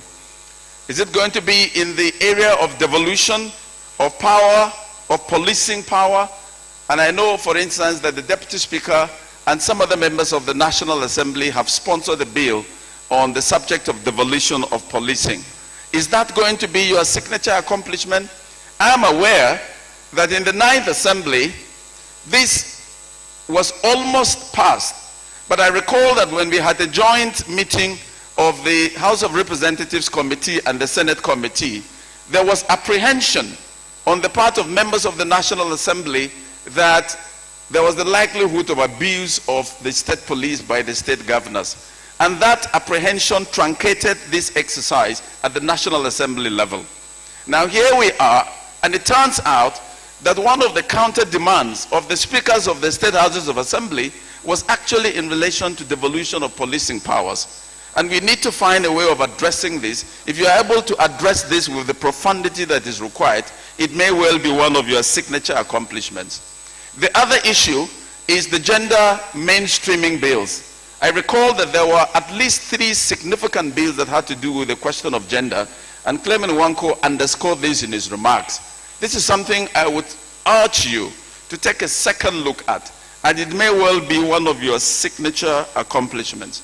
Or is it going to be the subject of the administrative and financial independence of local governments? You would recall that this was passed, and then it was quite a challenge at the level of the states. So, focus on the bigger picture. What is the crowning glory, and what will be your signature accomplishments? If I had the luxury of time, I would reel out some other issues that I believe you need to engage, but I don't have that privilege. But let me make a general appeal to Nigerians. Nigerians need to get involved in this exercise and be deeply invested in the vitality of our democratic institutions. As I close, I want to challenge all of you, members of the National Assembly, to rise to the occasion. I go back to what the Deputy Speaker said in his remarks, which was a call to bold and decisive action. You have been tasked with the responsibility of resolving the Constitution question. This is a mandate that the Constitution reposes in you and other mandate bearers. And the question I'm going to leave you with, are you willing and determined to write your names in gold in the annals of Nigeria's constitutional history? I thank you for your kind attention.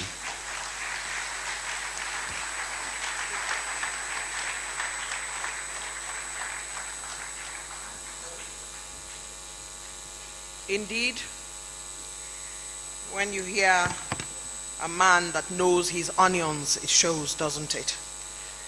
You have been listening to a man who was former Attorney General and Commissioner of Justice, Plateau State, who is the Inauguration Committee lecturer for today, Professor Dakas, C.J. Dakas, and he has delivered the goods within the time that he has been given. He has spoken about how if he had more time, he would have delivered more to us. Consensus building, robust media engagement. What would be your impact when the time comes? Cerebral, analytical, brimming with that Nigerianness, which is sheer brilliance, the one we know, not the ones that we hear about. The fact that Nigerians are just some of the most brilliant people. Please, let's hear a round of applause for Professor Dakas, C.J. Dakas.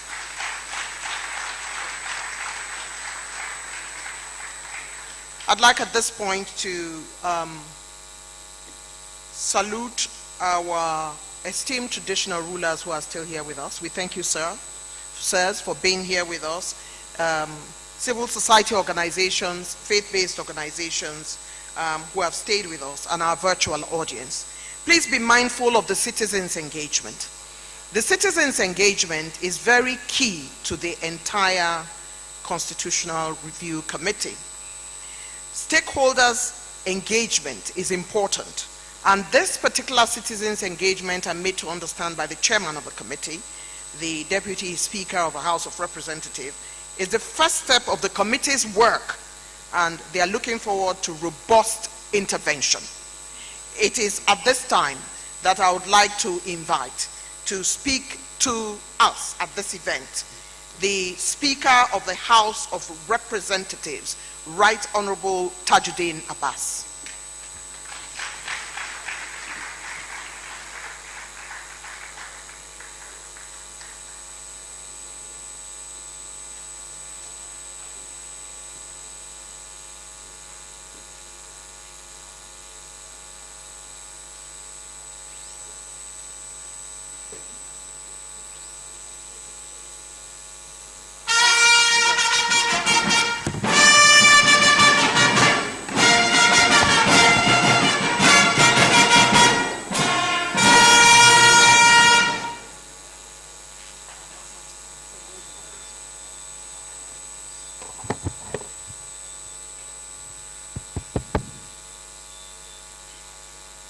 the President of the Senate, ably represented by the Deputy Senate President, my brother, Senator Barrow Jibril, my brother, the Deputy Speaker, Right Honorable Benjamin Kalu, who is incidentally the chairman of this Constitutional Review Committee, the principal officers of NAS, both Senate and House, the executive governors present here, distinguished senators and members of the National Assembly present here, the chairman, APC, ably represented by the secretary of the party, chairman and members of the Conference of Speakers of the State Legislatures of Nigeria present here, former presiding officers of the House of Reps, I could say my colleagues from this side, former presiding, the SGF ably represented by Mr. Ibrahim Oyedeji Nureini, who is the Director of Legal Services, the members of the Federal Executive Council present here, the Inspector General of Police, the Chairman, Police Service Commission, the Chairman and members and management of the National Assembly Service Commission, the CNA and management of the National Assembly, members of the diplomatic corps, our highly respected traditional rulers present here, development and technical partners, distinguished invited guests, members of the press, ladies and gentlemen. Today marks yet another significant moment in our democratic journey towards a more perfect union. The inauguration of the House Committee on the Review of the Constitution of the Federal Republic of Nigeria, 1999 as amended, is not just a ritual, but a reflection of our collective resolve to ensure that the foundational document of our democracy evolves to meet the aspiration of all Nigerians. Our population in 1999 was about 120 million. However, by 2023, we had exceeded 220 million. These rapid changes underscore the need to continuously transform the Constitution into a living and transformative document. I'm delighted to welcome the Senate President and our invited guests and development partners who have come to witness this very important national assignment. Since our inauguration on the 30th June 2023, the House expressed its commitments to continuous law reform. Specifically, our legislative agenda identified streamlining and improving the constitutional reform process as a cardinal objective. In this regard, the House is already working on a constitution alteration procedure bill to provide a framework and timeline for the passage of constitution alteration bills by the National Assembly and adoption by state houses of assembly. The early commencement of constitution review activities by the 10th House is yet another step towards actualizing our agenda. The composition of the committee is representative, comprising one member from each of the 36 states of the Federation and the FCT. It is chaired by the Deputy Speaker, Right Honorable Benjamin Kalu, while the House Leader, Honorable Professor Julius Hoveri, is the committee's Deputy Chairman. To ensure greater inclusion, the committee will also have 6 additional women, female representatives, women of the House, who each one of them will represent a geopolitical zone, and all other female members will be co-opted on advisory basis to deepen their inclusion. Similarly, the House Zonal Caucus leaders have also been co-opted in an advisory capacity to advise the committee on issues relating to their respective zones. Lastly, the committee secretariat will also include a representative of people living with disabilities to ensure that their concerns are properly accommodated. The mandate of the committee is to receive and consider proposals for alteration of the 1999 Constitution, create a forum for stakeholders and the public to make inputs into the review process, and collaborate with the Senate and the State Houses of Assembly as required by law. As we integrate the CRC, it is essential to acknowledge the journey Nigeria has embarked upon since the return to democracy in 1999. Our country has witnessed significant milestones and challenges alike.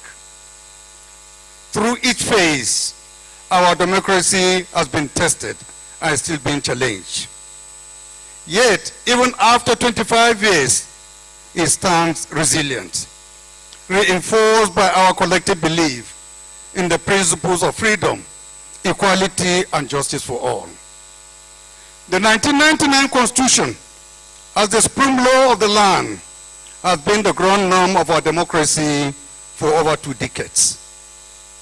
Yet, like any great edifice, it requires periodic assessment and review to ensure it meets the changing needs and aspirations of our people.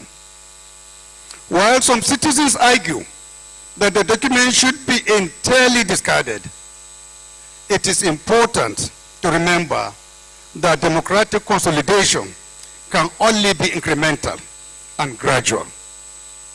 Even more mature democracies have accepted this position in advancing democratic consolidations. For instance, the United States has ratified more than 27 amendments to its constitution. Since the inception of the Fourth Republic, the Constitution has been subjected to 5 alterations with landmark changes that have strengthened our democratic institutions, federalism, and governance generally. The first and second alterations provided for the financial independence of the National Assembly, an independent National Electoral Commission, and granted the Supreme Court jurisdiction on appeals from the Court of Appeal on the election of governors and their deputies. The third and fourth alterations, among others, established the National Industrial Court under the Constitution as a superior court of record and provided for the funding of the houses of assemblies of states directly from the Consolidated Revenue Fund of the state. Under the 9th Assembly, the 5th alteration made some of the most far-reaching amendments. It clarified and reinforced financial autonomy for states, houses of assembly, and judiciary, decongested the executive list, defined guidelines for the first session, and inauguration of members-elect of the national and state houses of assembly, and deleted reference to the provisions of the Criminal Code, Penal Code, Criminal Procedure Act, Criminal Procedure Code, or Evidence Act, among others. All these made the 5th alteration the most extensive since 1999. Right honorable colleagues, ladies and gentlemen, we expect the 6th alteration under this 10th National Assembly to be the most comprehensive yet. As such, the task before the Constitutional Review Committee is profound. The House agenda is ambitious in its scope and encompasses wide-ranging issues pivotal to our national growth. Among these are the devolution of powers, including state policing, enhancement of fiscal federalism through local government autonomy, further decongesting the exclusive legislative list, recognizing and assigning constitutional roles for traditional institutions, and promoting inclusivity, particularly greater gender equity and women representation into appointive and elected positions. Regarding the latter, I employ this committee to align its work with the legislative agenda. I urge you to revisit the issue of additional or reserved seats for women across legislative bodies. Training in joint tickets and conferring citizenship on foreigners married to Nigerian women. Other critical areas for your consideration include implementing comprehensive electoral reforms to address the gaps identified in the aftermath of the 2023 general elections, strengthening the enforceability of legislative instruments, and institutional strengthening for greater accountability, among others. These areas are crucial for reinforcing our democracy and ensuring that the governance structure meets the needs and aspirations of all Nigerians. Several bills have already been introduced in both the Senate and the House, touching on some of these very important issues. I encourage members of the committee and all Nigerians not to shy away from the complexities and the debates that will arise during this process. Instead, let us embrace them as vital components of a vibrant democracy. These discussions and disagreements are not signs of weakness, but rather indications of our strength and diversity. They remind us that we are a nation of many voices, each with something valuable to contribute to our collective future. However, in making recommendations and proposals that potentially have far-reaching impacts, such as state police, I strongly recommend that we adopt a scientific approach grounded in empirical evidence rather than ideology, personal beliefs, or political expediency. I also challenge us to go beyond traditional and generic prescriptions and explore gradualism in lawmaking with the understanding that social change can be achieved in small, discrete increments rather than in approach strokes or grand solutions. This gradual process will allow us to pilot innovative solutions, engage in meaningful experimentation, and gather concrete data and facts to inform our decisions. Also, this approach ensures that reforms are not only reflective, but also adapted to the unique needs and challenges of our great nation. Through this careful and considered process, we can achieve sustainable and impactful changes for the good of our country and all Nigerians. The methodology to be adopted by this Constitutional Review Committee will emphasize inclusivity, transparency, and collaboration. From the onset, we shall work closely with the executive arm, both at the federal and subnational levels. This partnership stems from recognizing their pivotal role in governance, ensuring that our review process is comprehensive and considers the practical aspects of implementation. Equally, the process will involve states' House of Assembly to foster consensus and expedite adoption by states. But more importantly, the process will be deeply rooted in engaging with the Nigerian people at all levels, including traditional and religious institutions, pressure groups and trade unions, ethno-religious organizations, the diaspora community, and much more. Your insights, experiences, and aspirations will be the cornerstone of this review. We intend to harness the inputs of all Nigerians at all levels, at all levels and at the level of all our local governments through open forum interactions, public consultations, and digital platforms, ensuring that every voice is heard and considered. As we embark on the essential task of constitutional review, the House has adopted a strategy of timely commencement. This proactive approach is designed to ensure, through engagement and deliberation, by starting early, we aim to facilitate comprehensive review process, allowing ample time for robust public engagements, detailed analysis, and thoughtful consideration of proposals for amendments.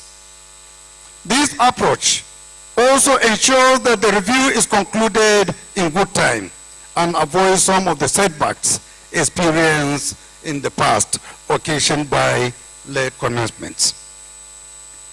Distinguished ladies and gentlemen, while the constitutional amendment process is both costly and laden with contentious issues, the benefits far outweigh the challenges. It is an opportunity to address the pressing issues that have emerged in our polity, to close gaps in our legal systems, and to strengthen the foundation of our democracy. As such, I urge all members of the Committee on Constitutional Review, and indeed all Nigerians, to approach this exercise with an open mind, a spirit of patriotism, and a commitment to the greater good. Our goal should not be to win arguments, but to build consensus, to not just amend laws, but to forge a more unified, just, and prosperous Nigeria. I commend everyone involved in this endeavor, especially my Deputy, Right Honorable Benjamin Okezekalu, House Leader Professor Julius Hevere, and all members of this committee, the Secretariat, and all our partners. May your deliberations be guided by wisdom, fairness, and a deep duty to our country. Together, we can achieve a constitution that not only addresses our current challenges, but also anticipates the future needs of our great nation. Distinguished ladies and gentlemen, at this juncture, I will require all members of the review committee to please rise for the inauguration.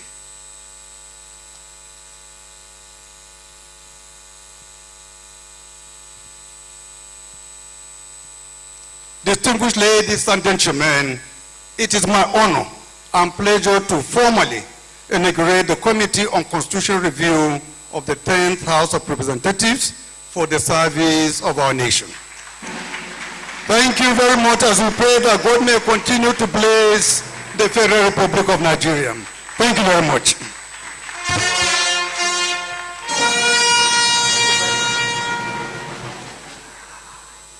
Another resounding applause for the Speaker, House of Representatives, the Right Honorable Abbas Tajuddin, PhD.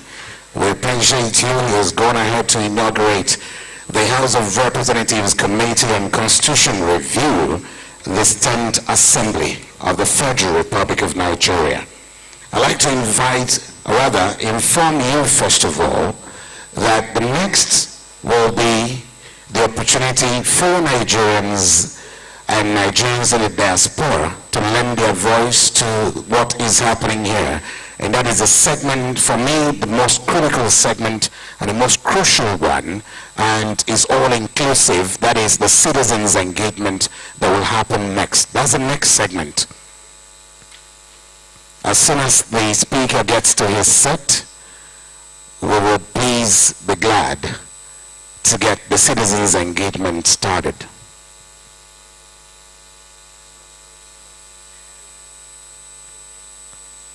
Exchanging pleasantries with the custodians of our culture and traditions. And we have DIG Frank Mba, who has come in here to hold forth for the Inspector General of Police, Kayode Egbetokun, who had to go back to the office for some very official reasons. Please be seated. I have just informed all of us that citizens' engagement is the next segment, and it is very important that you please stay with us so that your voice can be heard in the course of this. That is the most important aspect of this program. Please do stay with us. But just before then, I have the pleasure of inviting the former Special Advisor on Political Affairs to President Olusegun Obasanjo, a prolific writer himself, Right Honorable Professor Julius Ihonwere, who also deputizes the Deputy Speaker as the Deputy Chairman of the House of Representatives Committee on Constitution Review. I'd like you to please join me in welcoming Honorable Professor Julius Ihonwere, OON, for his vote of thanks. It is after the vote of thanks that the citizens' engagement will commence. Professor Ihonwere, sir. Thank you so much. I am not going to take a lot of your time. The Right Honorable Speaker, my Oga, has laid out a very holistic protocol, and I do not intend to repeat that, but to say a huge thank you to all members of the National Assembly, to our traditional rulers, our religious leaders, our development partners, my colleagues and comrades in civil society, to appreciate you for being here, but this is just the beginning. We hope you will stay with us as we go through the process. And believe me, this committee believes that the best constitutions so far in Africa are those that are transparent, inclusive, participatory, process-driven, and people-driven. And that's exactly what we intend to do. So once again, on behalf of the Right Honorable Speaker and the Deputy Senate President, who serves doubly as the Senate President here, we thank you very much, and we pray that Almighty God will lead you to your respective destinations. But for those who do not have emergencies to attend to, the next segment, you will find it even more interesting and more captivating. So we plead with you, if you don't have to leave, hang around, and let's begin the process of the Constitution Review. Thank you so much. Thank you very much, Professor Julius Ihonwere, OON. It is at this point, can we please set the stage very quickly for the citizens' engagement?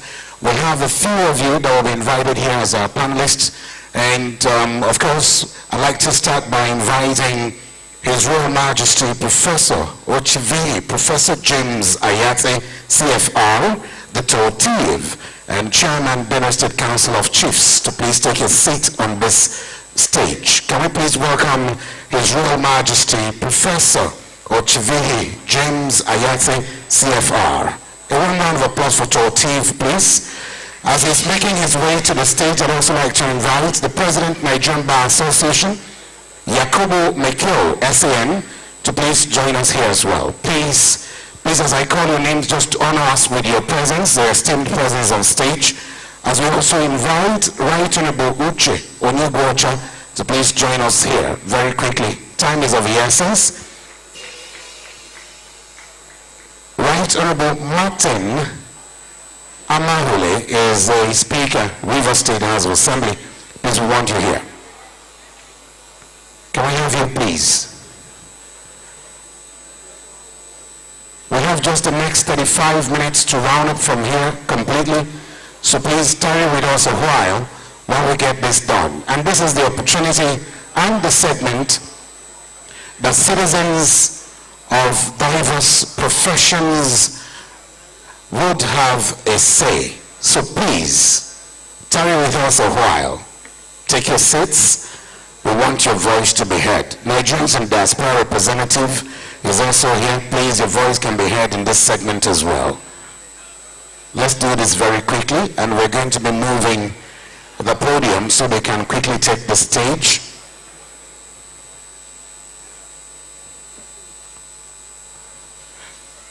Nigerian Bar Association President. Thank you, sir. We also have Lois Auta, who is going to be representing persons with disability.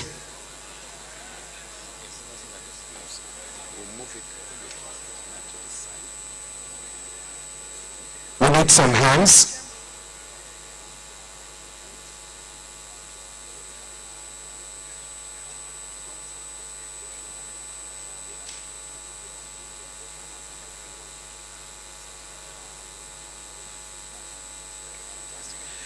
Would also like to invite to please join us on this side of the divide, His Royal Highness Alhaji Dr. Yahya Abubakar CFR Etsamupe Bagadoji. Please do join us here.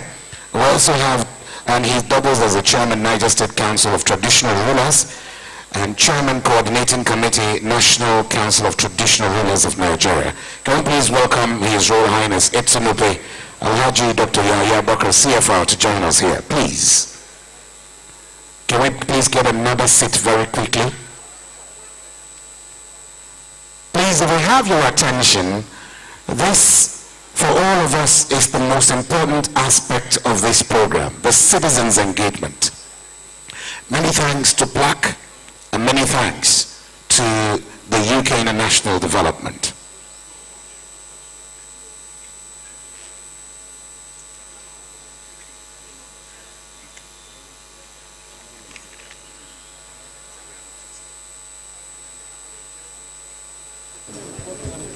My name is Honorable Tese Ogbo, member representing Kwando Shongo Federal Constituency from Benue. I'd like to also inform us. I'd like to find out from you, what are your expectations as this is commencing today? The Speaker has just inaugurated the committee to work on 1999 Constitution. What are your expectations?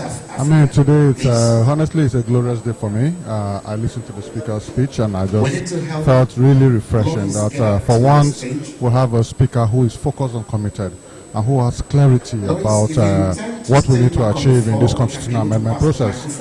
So many issues begging for amendments. State police, of course, are one of the top on the agenda. Women inclusion and governance, one of the paramount issues. Resource control. So many things. Issues of the exclusive legislative list, the power devolution of powers to the local government and states. So many things. For me, things like diaspora voting, including our citizens who live abroad but who have passion for Nigeria to also participate in the electoral process in Nigeria, because this group of people contribute billions into our economy annually. So they could also be involved in their civic duties. I support that also. I'm in support of many of the issues raised by the Speaker. And even though I'm not a member of this committee, but I'm a member of this committee as a member of the Federal House of Reps. I'm interested in what they're doing, and I'll also be contributing and participating in the amendment process. I know there will be public hearing as the activities is ongoing. There will be public hearing. There will be opportunity for people to have their input. Would you love to present anything when the time comes as regards to issue that are bothering you when it comes to public hearing? Yeah, of course. Like I said, diaspora voting. Diaspora voting is one of the things that I'm interested in. State police, I'm also interested in that. I also come from a military background. So devolution of powers, security of the country. How do we dissolve powers to the states and local governments to achieve, stability in our country? Restructuring of our economy as a whole is an area I'm also very interested in. There's need for us to restructure the country and get more people involved in the government process and in productive activities. So yes, I think there's a lot to look forward to. We've given ourselves a timeline of 24 months to achieve results in the 10th Assembly on this particular issue of constitutional amendment. So I'm looking forward to a great time here. And I hope that we can contribute meaningfully and Nigerians can support the National Assembly to achieve this result. One more thing, I'm also interested in the committee looking at the past constitutional amendment processes. and some of the constitutional review conferences that have been held. The 2014 Constitutional Review Conference was one of them, and I think things like state creation for some regions, things like improving and increasing the number of states, local government administration, things like that were addressed and were discussed in the 2014 Constitutional Amendment Review, are areas that I think the committee can look forward to, and I will be proposing some amendments coming from some of the previous discussions that we've had in the country over the years. I'd like to find out from you, what would be your advice to those Nigerians that are out there? What area do you think they should had their input? I encourage every single Nigerian to support the 10th Assembly to achieve this current amendment to the Constitution, submit memoranda that are passionate to them, things that are practicable and will make our country function better. So yes, I want to assure the public that the Speaker of the 10th House of Reps is someone who is deeply interested in these issues. The Deputy Speaker, who is Chairman of the Constitutional Amendment Committee, is also quite passionate about the issue of constitutional amendment. And I think with the current committee we have in place and the crop of members of the House of Representatives, I think Nigerians can look forward to a very effective deliberations and a very comprehensive review of the Nigerian Constitution.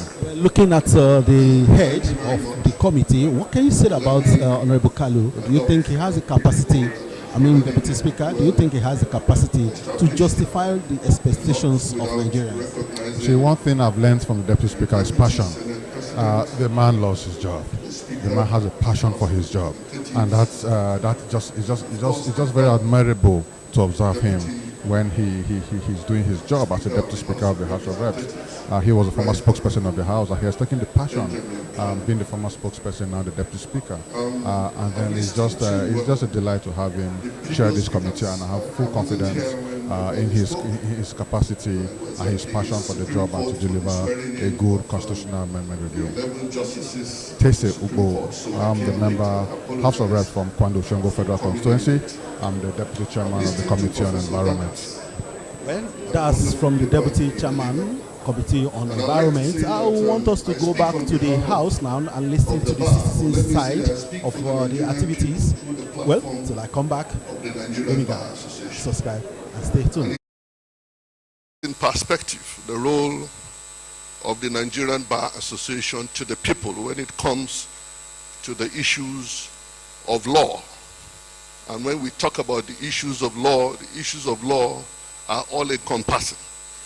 And so it was the first Nigerian to be called to the English bar who said that a legal practitioner is primarily called to give direction to his people and to advance the cause of the nation.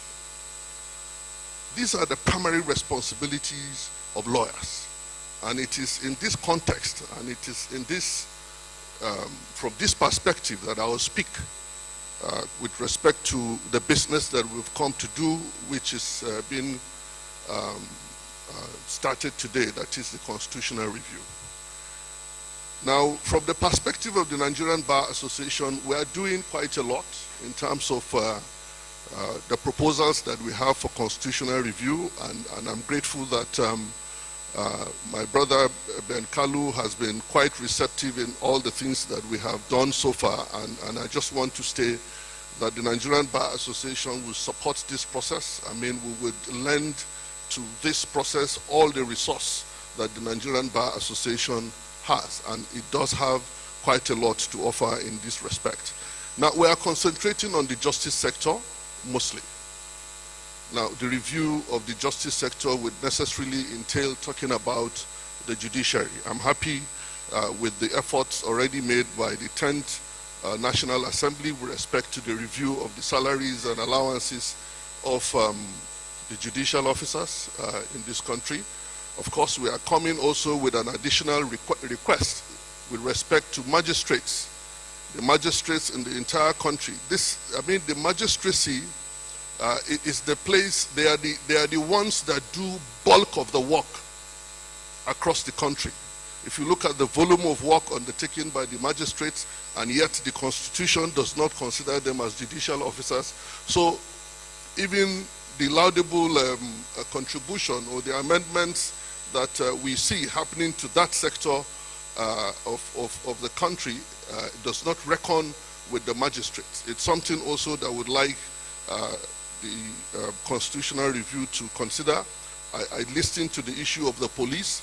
Side by side with the state police that we are talking about, it is important for us to also consider state prisons.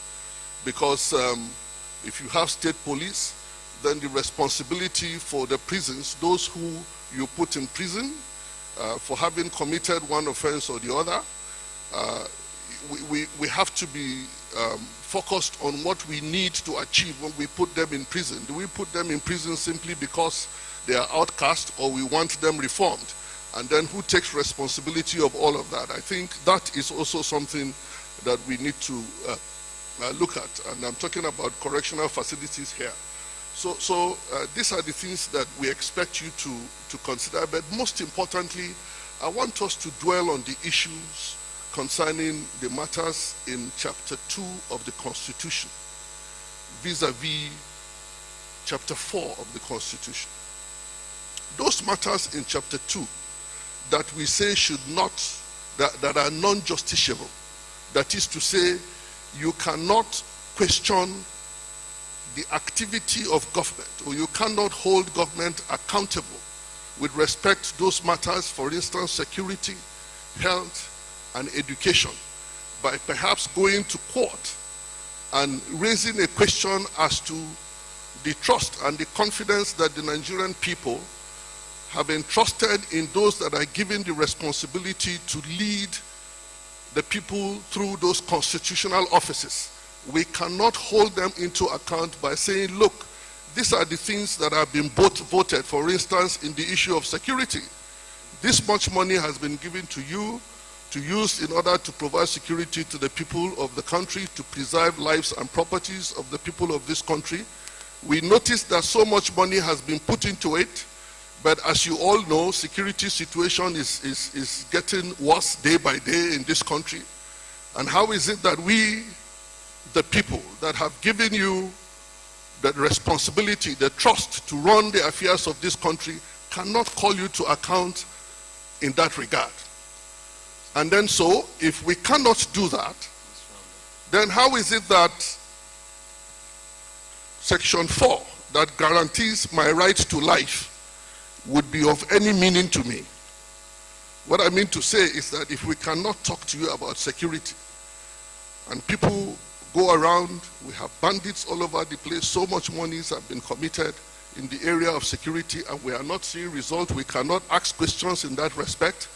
But I can go to chapter 4 and claim that I have a right to life, I have a right to dignity, I have the right to my privacy. When bandits can raid my village, take my wife, rape her, I do not have any privacy. Where is my dignity? Where is my life, right to life?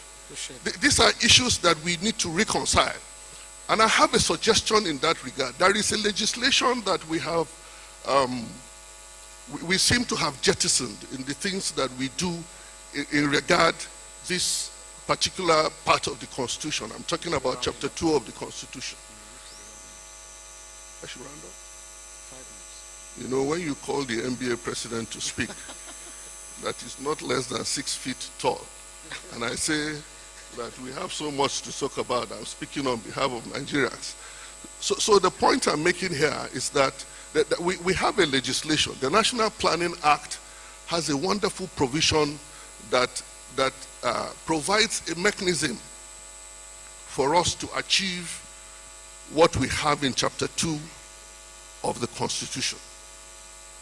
If we can explore that, then we'll be able to give effect and meaning to the provisions of chapter 4 that guarantees your right to dignity, right to property, right to life, right to privacy, and all of that. But unless we are able to do that, then it makes no meaning at all if people can come and raid your home, take your life, and you cannot ask questions, only to be told that you have a guaranteed right to life in chapter 4.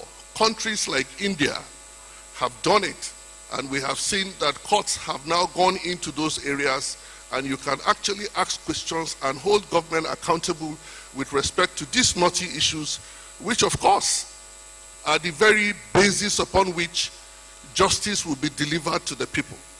And in my letter to the President on the 14th, the President of the Federal Republic on the 14th of February, I did make the point that for both the judiciary, the executive and the legislature, one thing that runs across the duties that they provide to the people is the motivation to do justice to the people.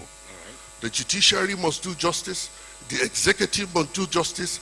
In this legislative work that the legislature is doing, the motivation must be to do justice to the people. Thank you. And so I said, on a final note, I had cause to speak at the 9th Assembly, the Constitutional Review Committee in the Northwest Zone, and I said that the Constitution as it is today, and I want us to take this very seriously, the Constitution that we have today is a document which, if operated with only 50% honesty and sincerity, will deliver better results to the country. So to a great extent, the problem is not so much about the document. It's about those of us that are given the responsibility to operate the provisions of the Constitution on behalf of the people. Thank you. Thank you very much. Perspectives of the President, Nigerian Bar Association. Very quickly, Right Honorable Uche Onyagocha, we'd like to get your perspective on especially the thematic areas of this review, as outlined by the Deputy Speaker of the House of Representatives, who chairs the committee, as well as the Speaker of the House of Representatives this morning. Can I get your perspectives on that, please? Thank you very much. All protocols observed. I will start by saying that what Nigerians want is a negotiated constitution. They want to be part of the process. Don't make it the normal 4-year ritual. This one should be the last in many years to come, in which case you must engage the people. And engaging the people, you must be willing to talk to everybody. The insurgents, the rebels, the secessionists, everybody. Nobody should be excluded. And you must have the patience to listen to them. Don't take the minorities for granted. And I think it's important that we understand that one place we've been getting it very wrong is with INEC. Leave the Electoral Act as it is. Let's stop pretending that INEC is independent and that the people there are non-partisan. Let every political party contribute their members to INEC so that their members will go there and ensure that there is compliance with the Electoral Act. Don't tell us that Mr. President is nominating these people. Every political party that has members in the National Assembly must have representation in INEC. And it is important that I remind you that the Supreme Court is overworked. And we cannot keep going on appeal on every matter to the Supreme Court. So it's high time we set up regional Supreme Courts in order to curtail the number of cases that go to Supreme Court at the national level, so that all such other cases that don't need to go to them, that of no serious national importance or constitutional importance, will stop at the regional Supreme Court level, so that the Supreme Court can focus on major policy issues that affect the country. But more than any other thing, this country wants restructuring. Whatever you do, and you do not include restructuring, you would have wasted our money and you would have wasted our time. How you do it, I don't know. But I think it is important that you should also realize that there are major fundamental issues we have overlooked over the years, which have also gone to the root of the Constitution. For example, the first major amendment of the Constitution was done without the National Assembly. You made no impute to it, and the Constitution got amended. That was on October 10, 2002, when the International Court of Justice ceded Bakassi Peninsula to the Cameroons.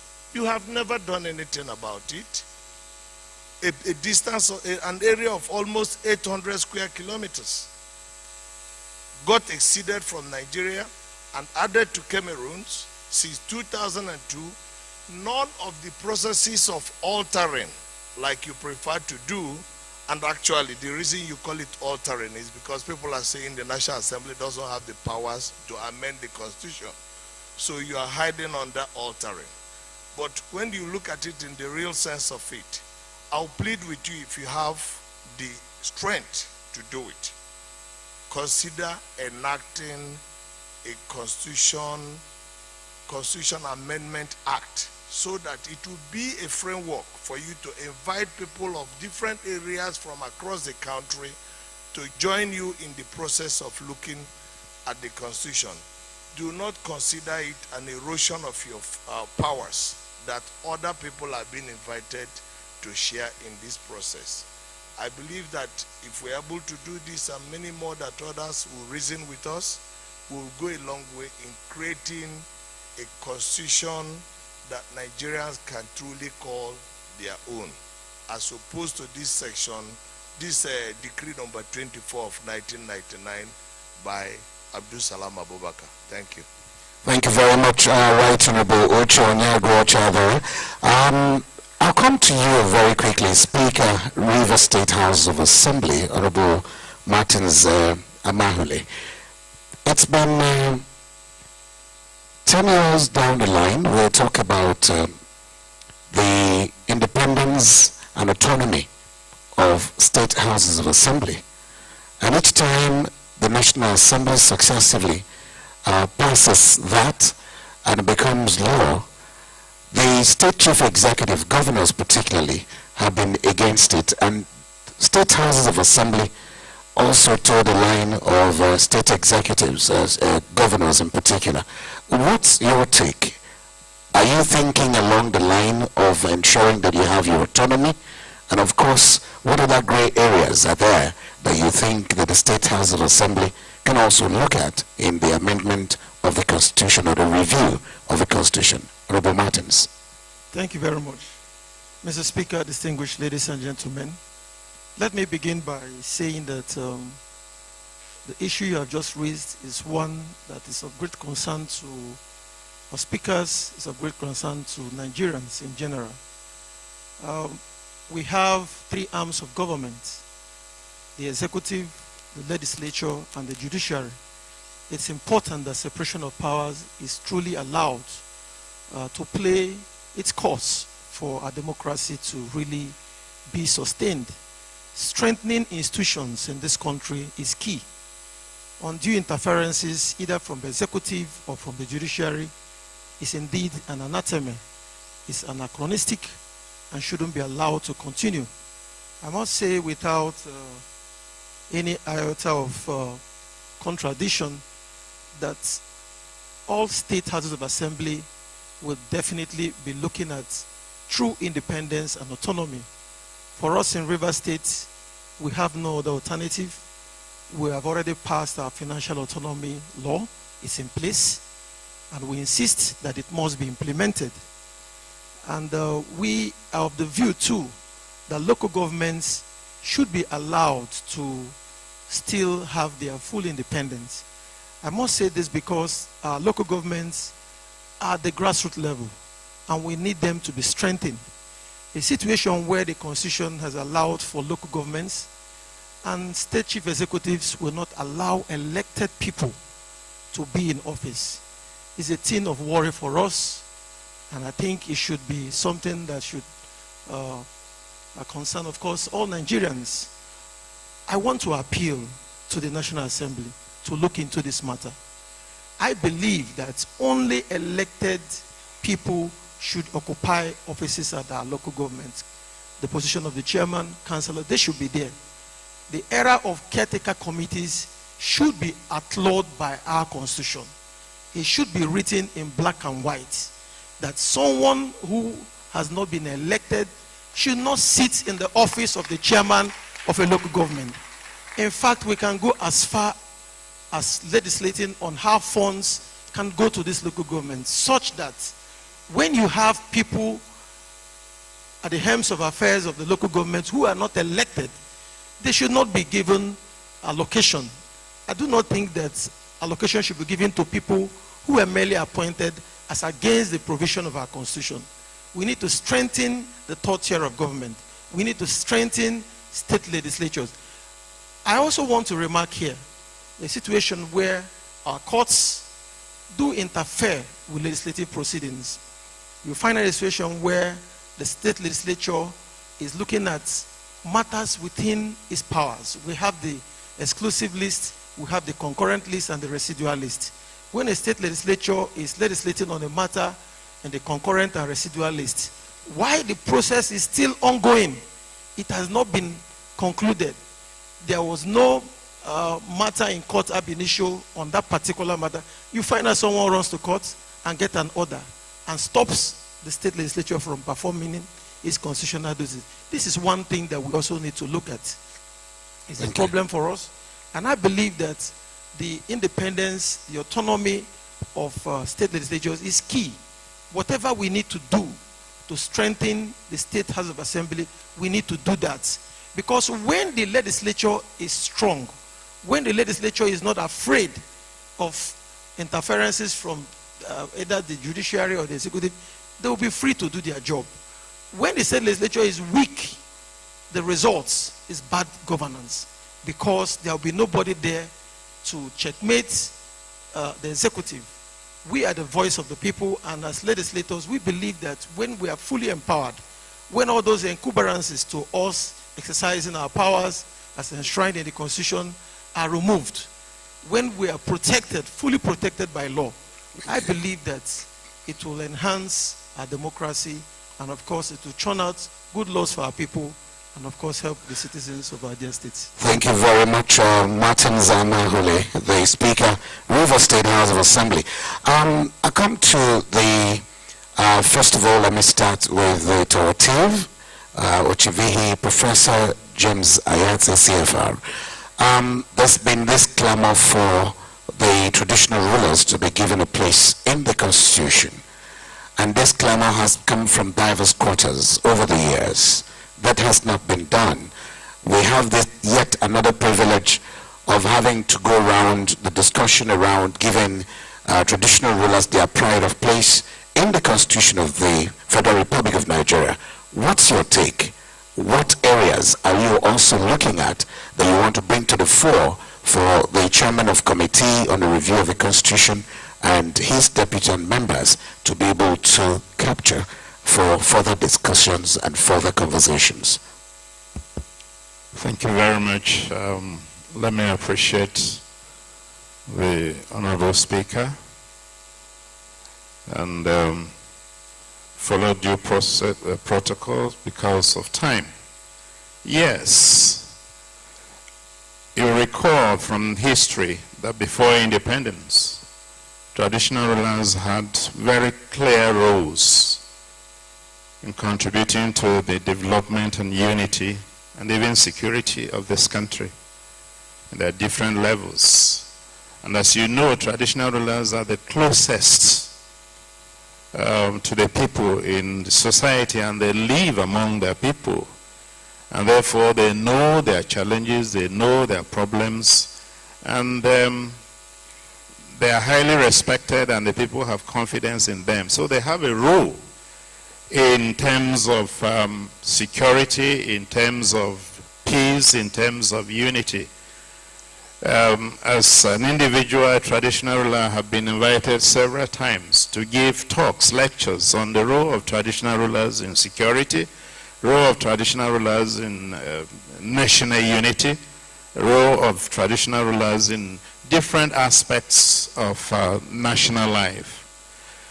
And it is clear that traditional rulers have a role to play in the development, in keeping peace and unity in this country. However, beginning from the 1999 Constitution, whatever was left at all in the Constitution of role of traditional rulers was completely expunged. So traditional rulers are not reflected in the Constitution in terms of their roles at all. So it's clear they have a role to play, but that role has not been reflected in the Constitution.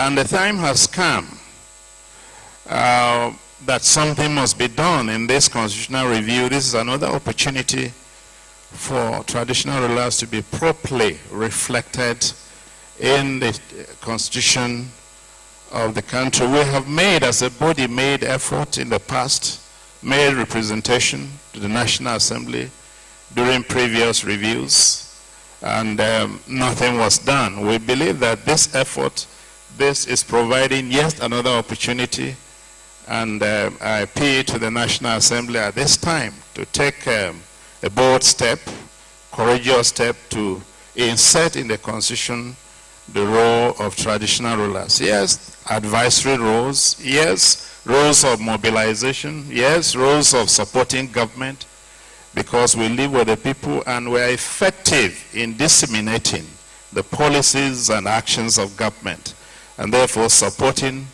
the stability of democracy and the unity of this nation.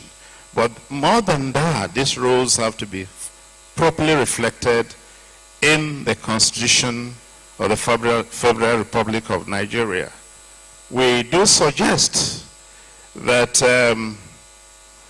beside what happens now at the state levels, different states government enact, laws to govern the traditional institutions in their own states, but there needs to be a national reflection of the institution by inserting that in the constitution of the country, and that will lead to the possibility of having the traditional institution, the traditional rulers being reflected to be members of the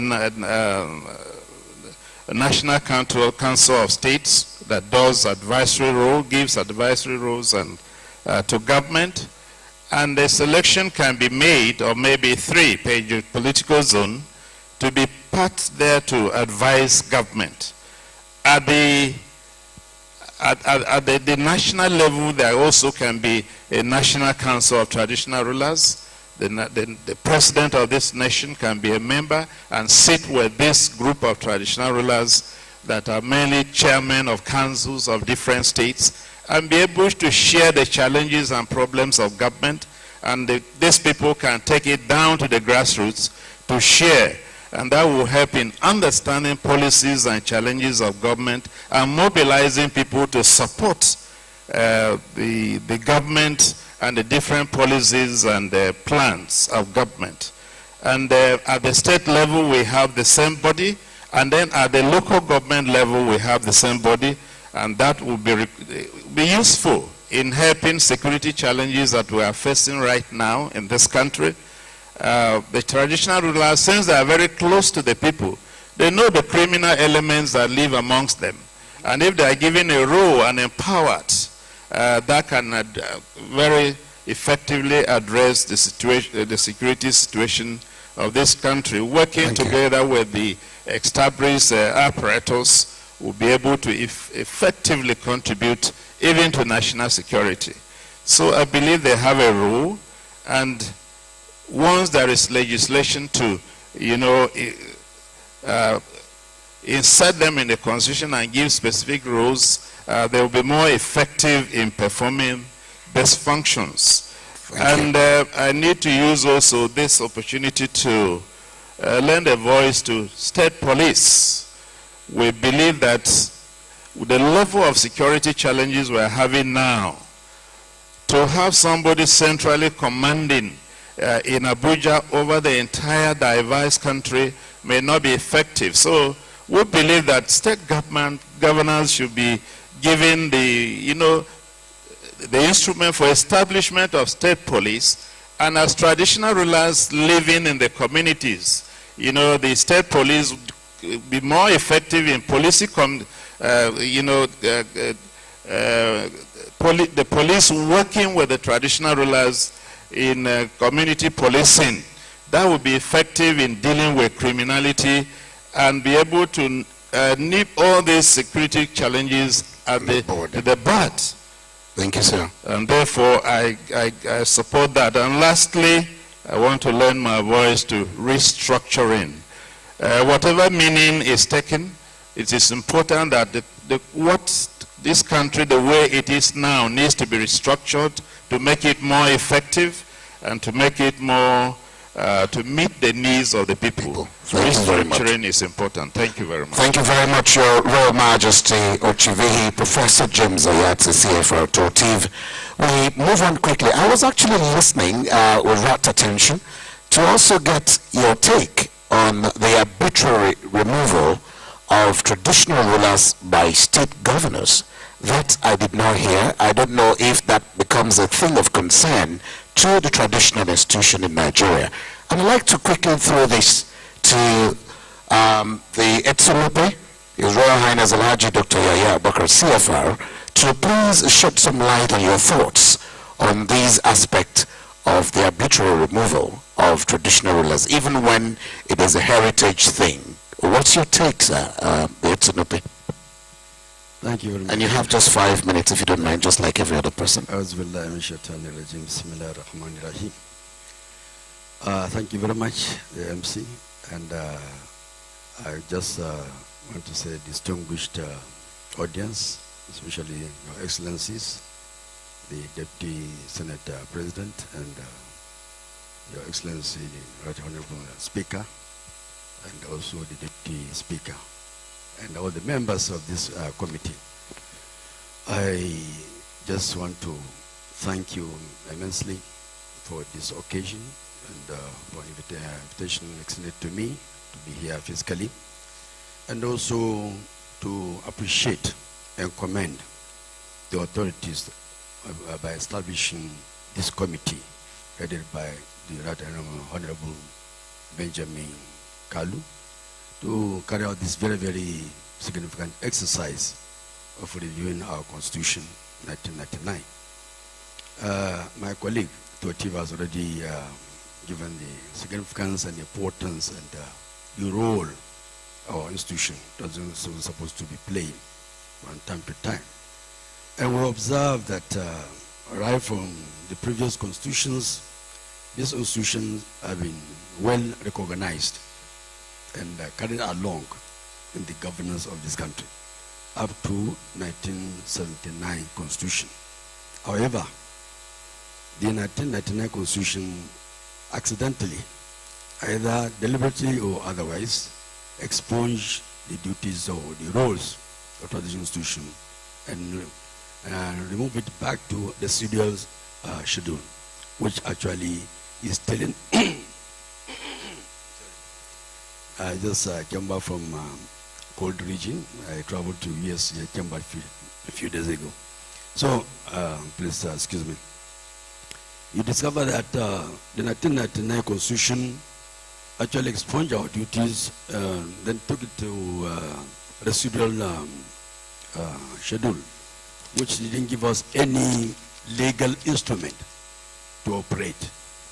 However, by tradition, by nature, that God has ordained us to be with our people, the institution is still running side by side with our people and authorities.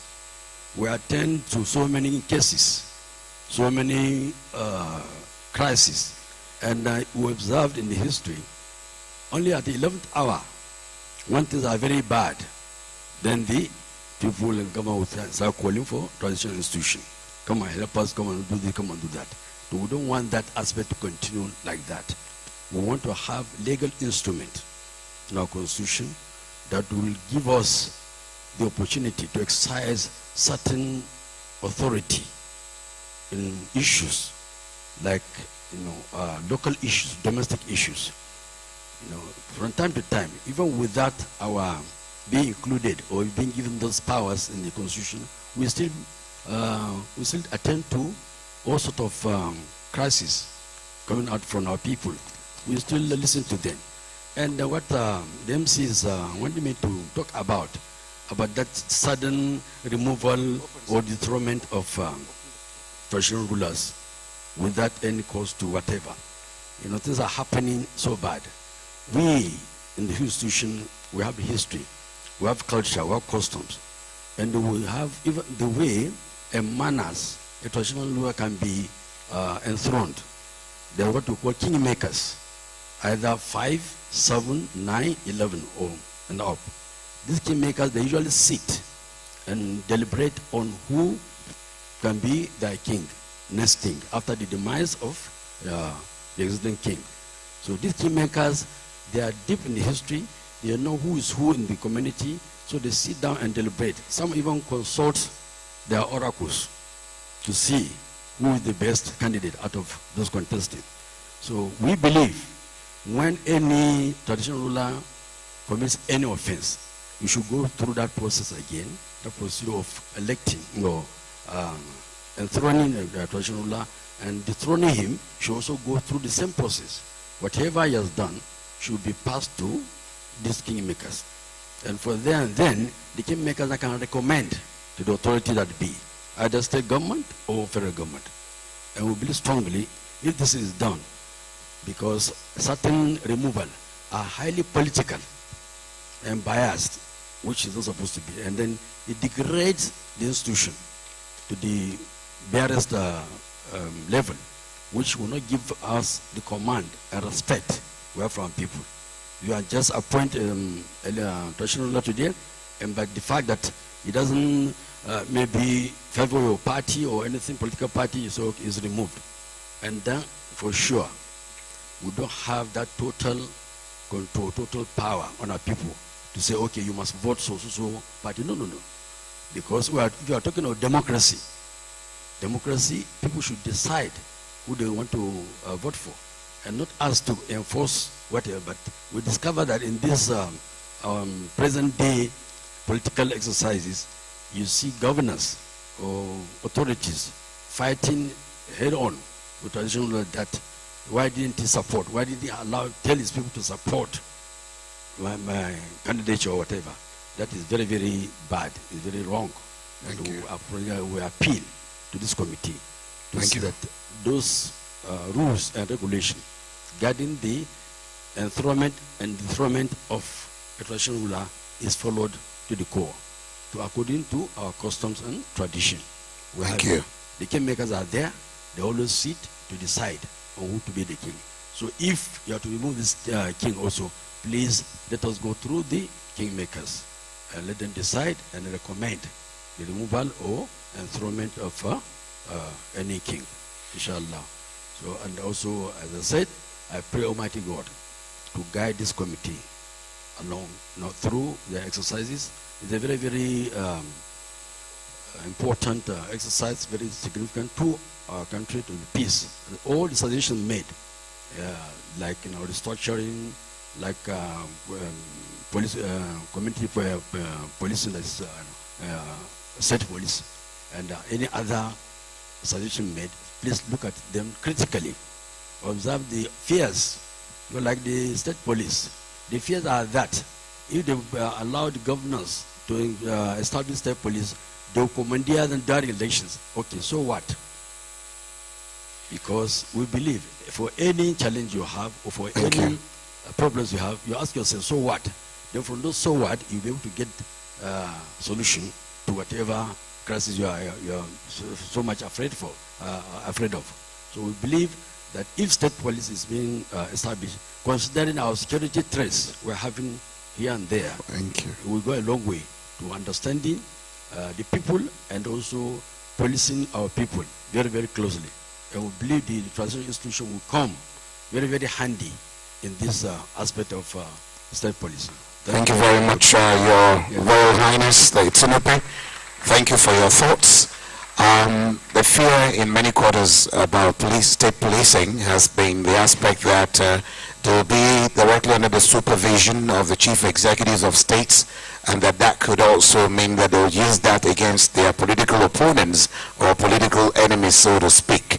But of course, let's move on to people living with disability. In the speech of the Deputy Speaker, as well as the Speaker of the House of Representatives, the aspect of inclusivity was mentioned. And of course, there's also discrimination on the ground of challenges of people living with disability.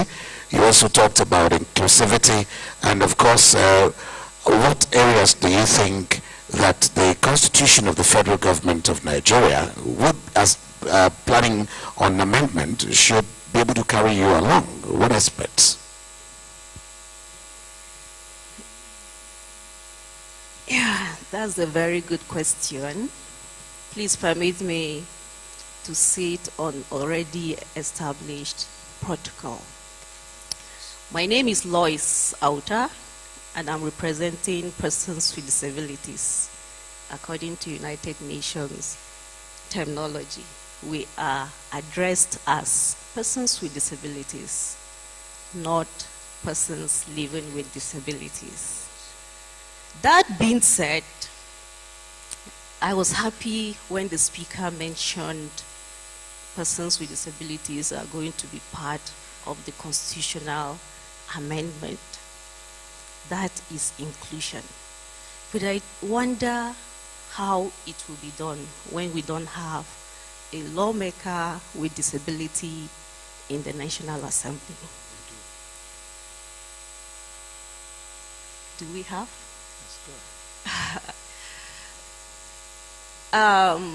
Persons with disabilities have been excluded for too long. In the social inclusion model, we have 4 of them: exclusion, segregation, integration, and inclusion. As it is, Nigeria is still operating on the integration level. When are we going to be included? I ran for office twice, but I lost the vote. Losing the vote will never stop me from contesting. I will run until I win. Now, persons with disabilities have a Nigerian Disability Act. 5% is enshrined as our right. How are we giving persons with disabilities this 5% reservation of right when it comes to health, education, access, and many other things? When I was coming, I had to be carried because this podium is inaccessible to me. This is part of the inclusion conversation we're talking about. It is time that Nigeria begin to think of moving from exclusion to inclusion, from inclusion to participation, and from participation to representation. Doing that will include everybody. I'm talking on behalf of women and persons with disabilities. I was expecting to see more women on the panel, and we are not here. I'm not happy about this. Women have rights. They have the voice. Let's amplify their voices. I ran in 2019 here in the FCT, and I was told, you are not a citizen of the FCT. Why are you here? Go back to Kaduna and run. In 2022, I went back to Kaduna and ran. And I was told, you are married to Akwa Ibom. What are you doing here? So you see the issue of citizenship and indigenship, which women have been advocating from the 9th Assembly. 10th Assembly, how are we going to give women their rights? Women has economic value. They can contribute to Nigerians' GDP in many ways, in positive ways, including persons with disabilities. Let's begin to include us, include women, include persons with disabilities, because we have the talent, we have the potentials, we have the capacity and the resilience to do it. If you don't know, I am able. I'm the first woman with disability from Africa named a young global leader of the World Economic Forum.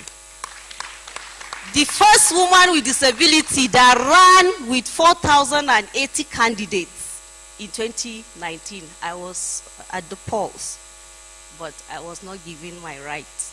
I was not voted. But that won't stop me. I will never relent. Thank you. I will never.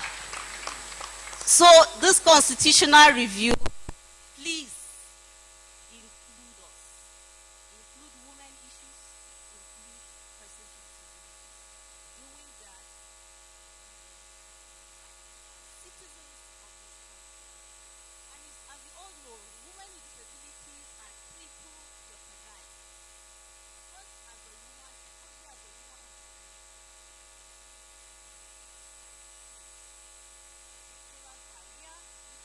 with institutional barrier, our legal frameworks, women issues are not captured. And the last one, attitudinal barrier. We need to change our attitude. We need character to be able to carry everybody in everything. Thank you. Thank you very much, Lois Outer, standing in for people living with disability. Don't quit. Quitters don't win, and winners don't quit. So I'd like to encourage you. Plus, we'd like to get a perspective of some of us from the audience, and very quickly, I'd like to invite Jake Ekpele. If you don't mind, get the microphone, one of the roving microphones, to him so we can get his take on this. Jake Ekpele is the CEO and founder of Tough Africa. Jake Ekpele, please, if you're still here. Just 1 minute, if you don't mind. Can we get a microphone to him very quickly? Okay, there's one coming from, he has 2 mics, but of course, Lois, you may wish to backtrack. Thank you. Thank you. Your Excellencies, let me maximize my 1 minute because just speaking, I've lost 5 seconds. Lois, thank you for being the true voice of disability. And thank you. I stand with you that women, not just women with disability, but every woman must be given a chance. With that said, let me stick to the issue, the subject matter today, which is the Constitution.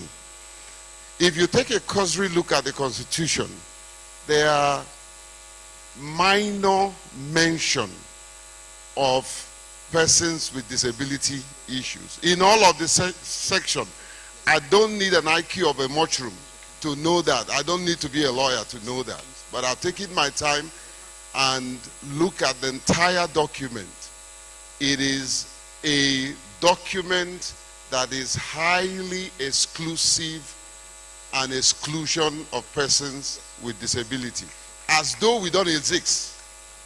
And so for every section of that Constitution, let there be an obvious mention of persons with disability. Take, for instance, when you talk about the rights of persons, you talk about creed, you talk about religion, and all that. Not one mention of persons with disability. Don't we have a right? You don't need to answer me. I'll answer. We do. And of course, there are specific issues that deals with us, especially the language that is being used. I'm not an albino. I'm a person with albinism. And by the way, I am not asking God for anything other than who I am. I love my albinism. Thank you.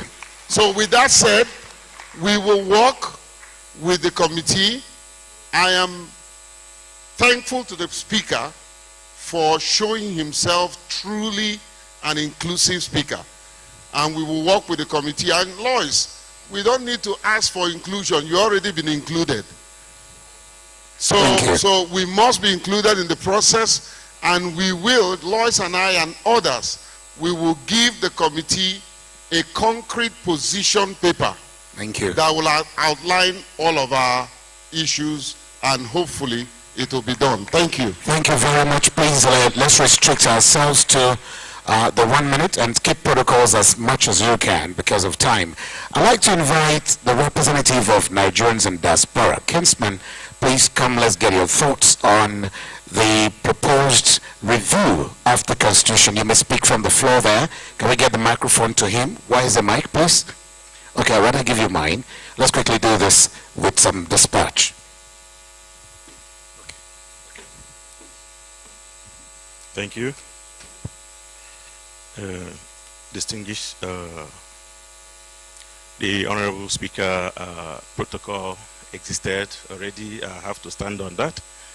My name is Dr. Kingsman, representing the Nigerians in Diaspora Organization. I'm happy for this wonderful moment of reviewing the Constitution. Normally, as you can see, starting from the traditional rulers, the legal, the bar associations, the people, the person living with handicap, everybody is agitating. But this agitation is also extended to the Nigerians and the diaspora, where I'm coming from.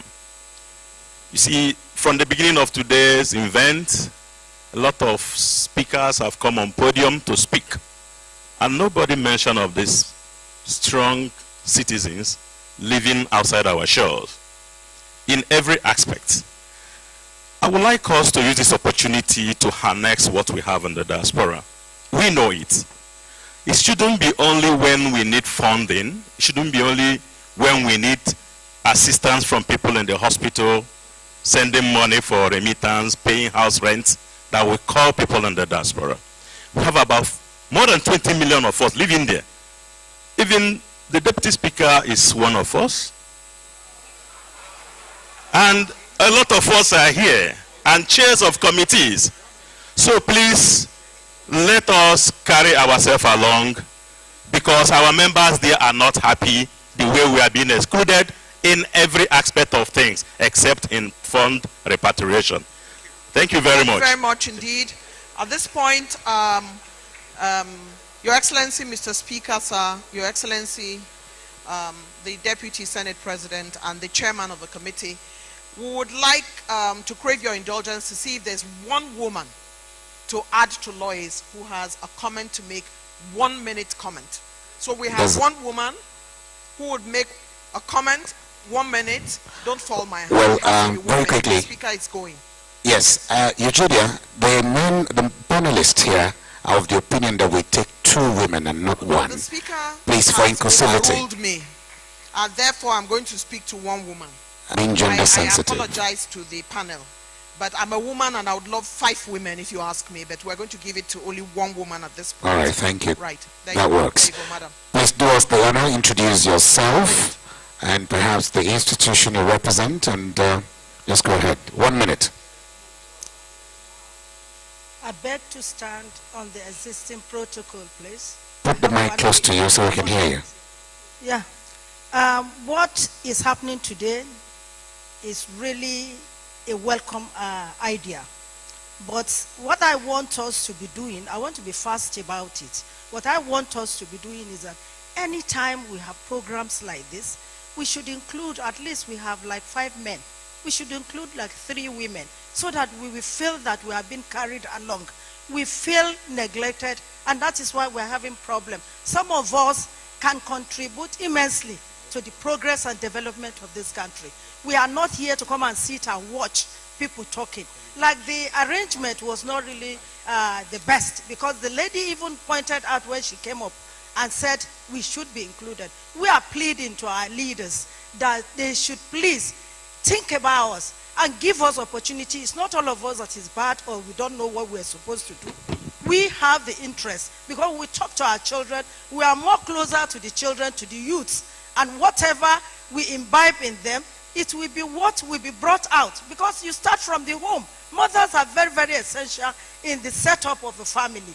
I want to appeal again that the people living with disability, both the men and women, should be recognized too, so that they will be part and parcel. See what she has said. It's very, very meaningful, and everybody knows that she knows what she is here for. Thank you very much. Thank you very much. Thank you very much, Andy. It's a wrap. Dr. Mariam Bello Yasin, thank you. Thank you Dr. very Mary. much indeed. It's a wrap. Time to close. Thank you very much, and I think we are closing by having to thank members of the panel. We'd like to thank the President, Nigerian Bar Association, Yakubu Mekel, SAN. Please a warm round of applause for him. We also thank Right Honorable Uche Onyegwacha. We'd like to thank you, and we also must thank the Speaker, River State House of Assembly, Martin Amahule. We'd like to thank you, Your Royal Majesty, the Totiv, and Your Royal Highness, the Etsunupe, as well as Louise Auta, and of course all of you that contributed from the floor. Thank you very much indeed, and this brings us to a close of this very panel of discussion. We'll just stand quickly and have a group photograph, and then we'll bring this to a close. Lois, you may just wish to move forward and join us for the photograph. As we bring this to a close, it will be, we'd like to invite the representative of the President of the Senate. We also like to invite the Speaker, House of Representatives, and the Deputy Speaker, House of Representatives, so please join us for this photograph, as well as the Deputy Chairman of the Committee of the House of Representatives on the Review of the Constitution.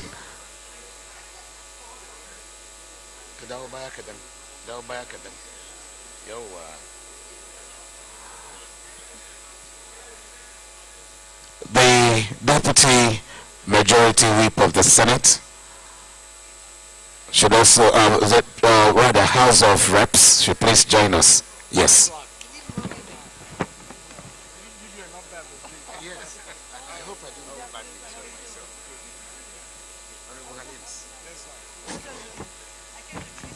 Please let's have this photograph.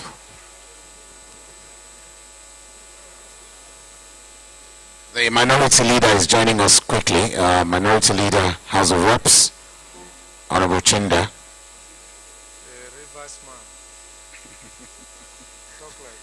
The reverse man.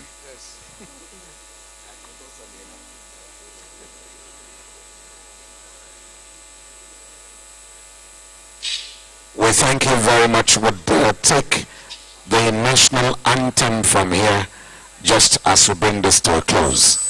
The national anthem from the police band.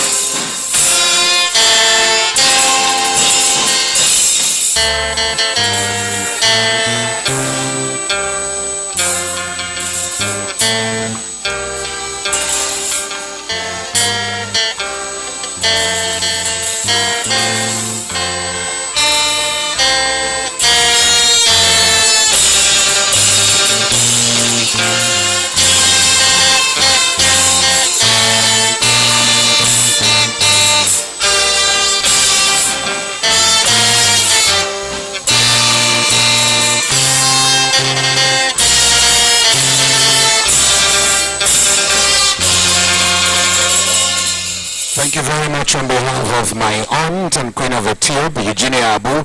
I am Andy Gabriel, wishing you a very pleasant day ahead of you. I also want to appreciate the presence of Engineer Suleiman Ndanusa. We'd like to welcome you. We also, former Minister of Sports, we welcome you, sir, Engineer Ndanusa. We also recognize Ambassador Jerry Ibokwe, former Member House of Representatives. We appreciate you. And thank you so much, distinguished ladies and gentlemen. Go back home, and if you want to make contributions, the email has been given. You may wish to send your thoughts to the House of Representatives Committee on the review of the Constitution under the leadership of the Deputy Speaker, Right Honorable Benjamin Okezie-Kalu.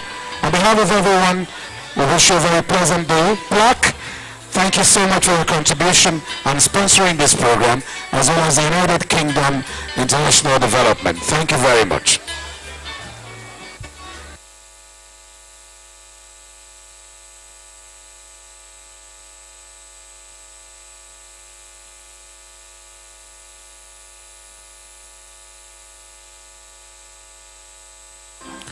The tea break is served, so you may wish to avail yourselves of the tea that is available on the small shops Bon appetit.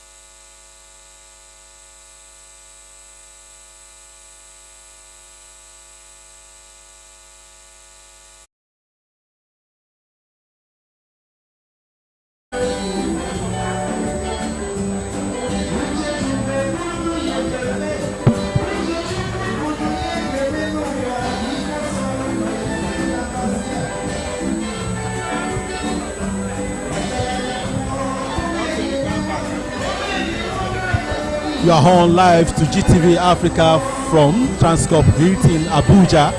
And the event, you've been part of it right from the beginning, since morning. I am with my leader here. And, sir, your name? My name is Kingsley Chinda. I'm a member of House of Representatives, speaking for the people of Obia Federal Constituency and the minority leader of the House. Congratulations, let me say. Well, if you say congratulations, I will say thank you, but do you really need to congratulate me for that? Well, for a successful event, of at least for the first inauguration, this is coming up in the 10th Assembly. Oh, great. I'm happy, actually. The Constitution Review or Alteration Committee has been inaugurated today, and in fact, the same day, the committee has started business. So the committee has hit the ground running from day one. Sir, what are those things that you want Nigerians to be looking out for from the committee? Clearly, this time it's going to be a joint tax by the members of the National Assembly and Nigerians. So we have agreed at the committee level, led by the Deputy Speaker of the House, Benjamin Okeze-Kalu, that we're not going to do it alone. We will only do those things that Nigerians would want us to do. So, and that's why we have brought this to the open.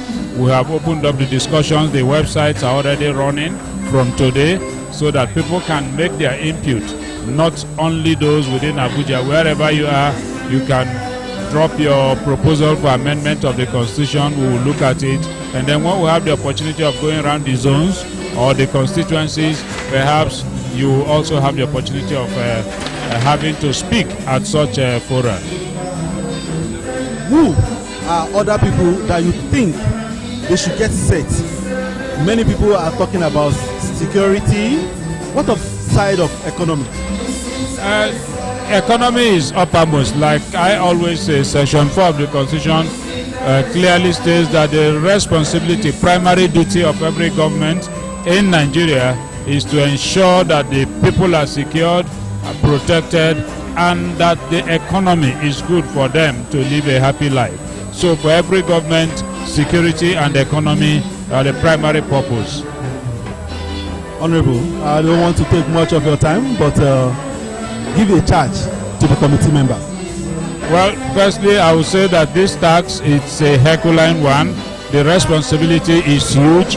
The Constitutional Alteration Committee is unlike any other committee in the House, and so if you're a member of this committee, you must be really, really prepared to work in the interest of the people to rejig the law and ensure that by the time we leave the 10th Assembly, that we are going to leave a constitution that will be people-friendly, that will lead us to the promised land, because I believe that the Parliament should be the changing force in every society. That the Parliament is a changing force to every society. I'm Gemiga Olamiko from Constitution Review Committee Inauguration Center at Transcorp Hilton, and together with my leader here, to everyone out there, look forward to us. We'll bring more of our activities of the committee. It's a promise, and I will pray that God will help us to bring everything close to you wherever you are. Till I come your way again, I'm Gbemiga Olamiko. Thank you so much.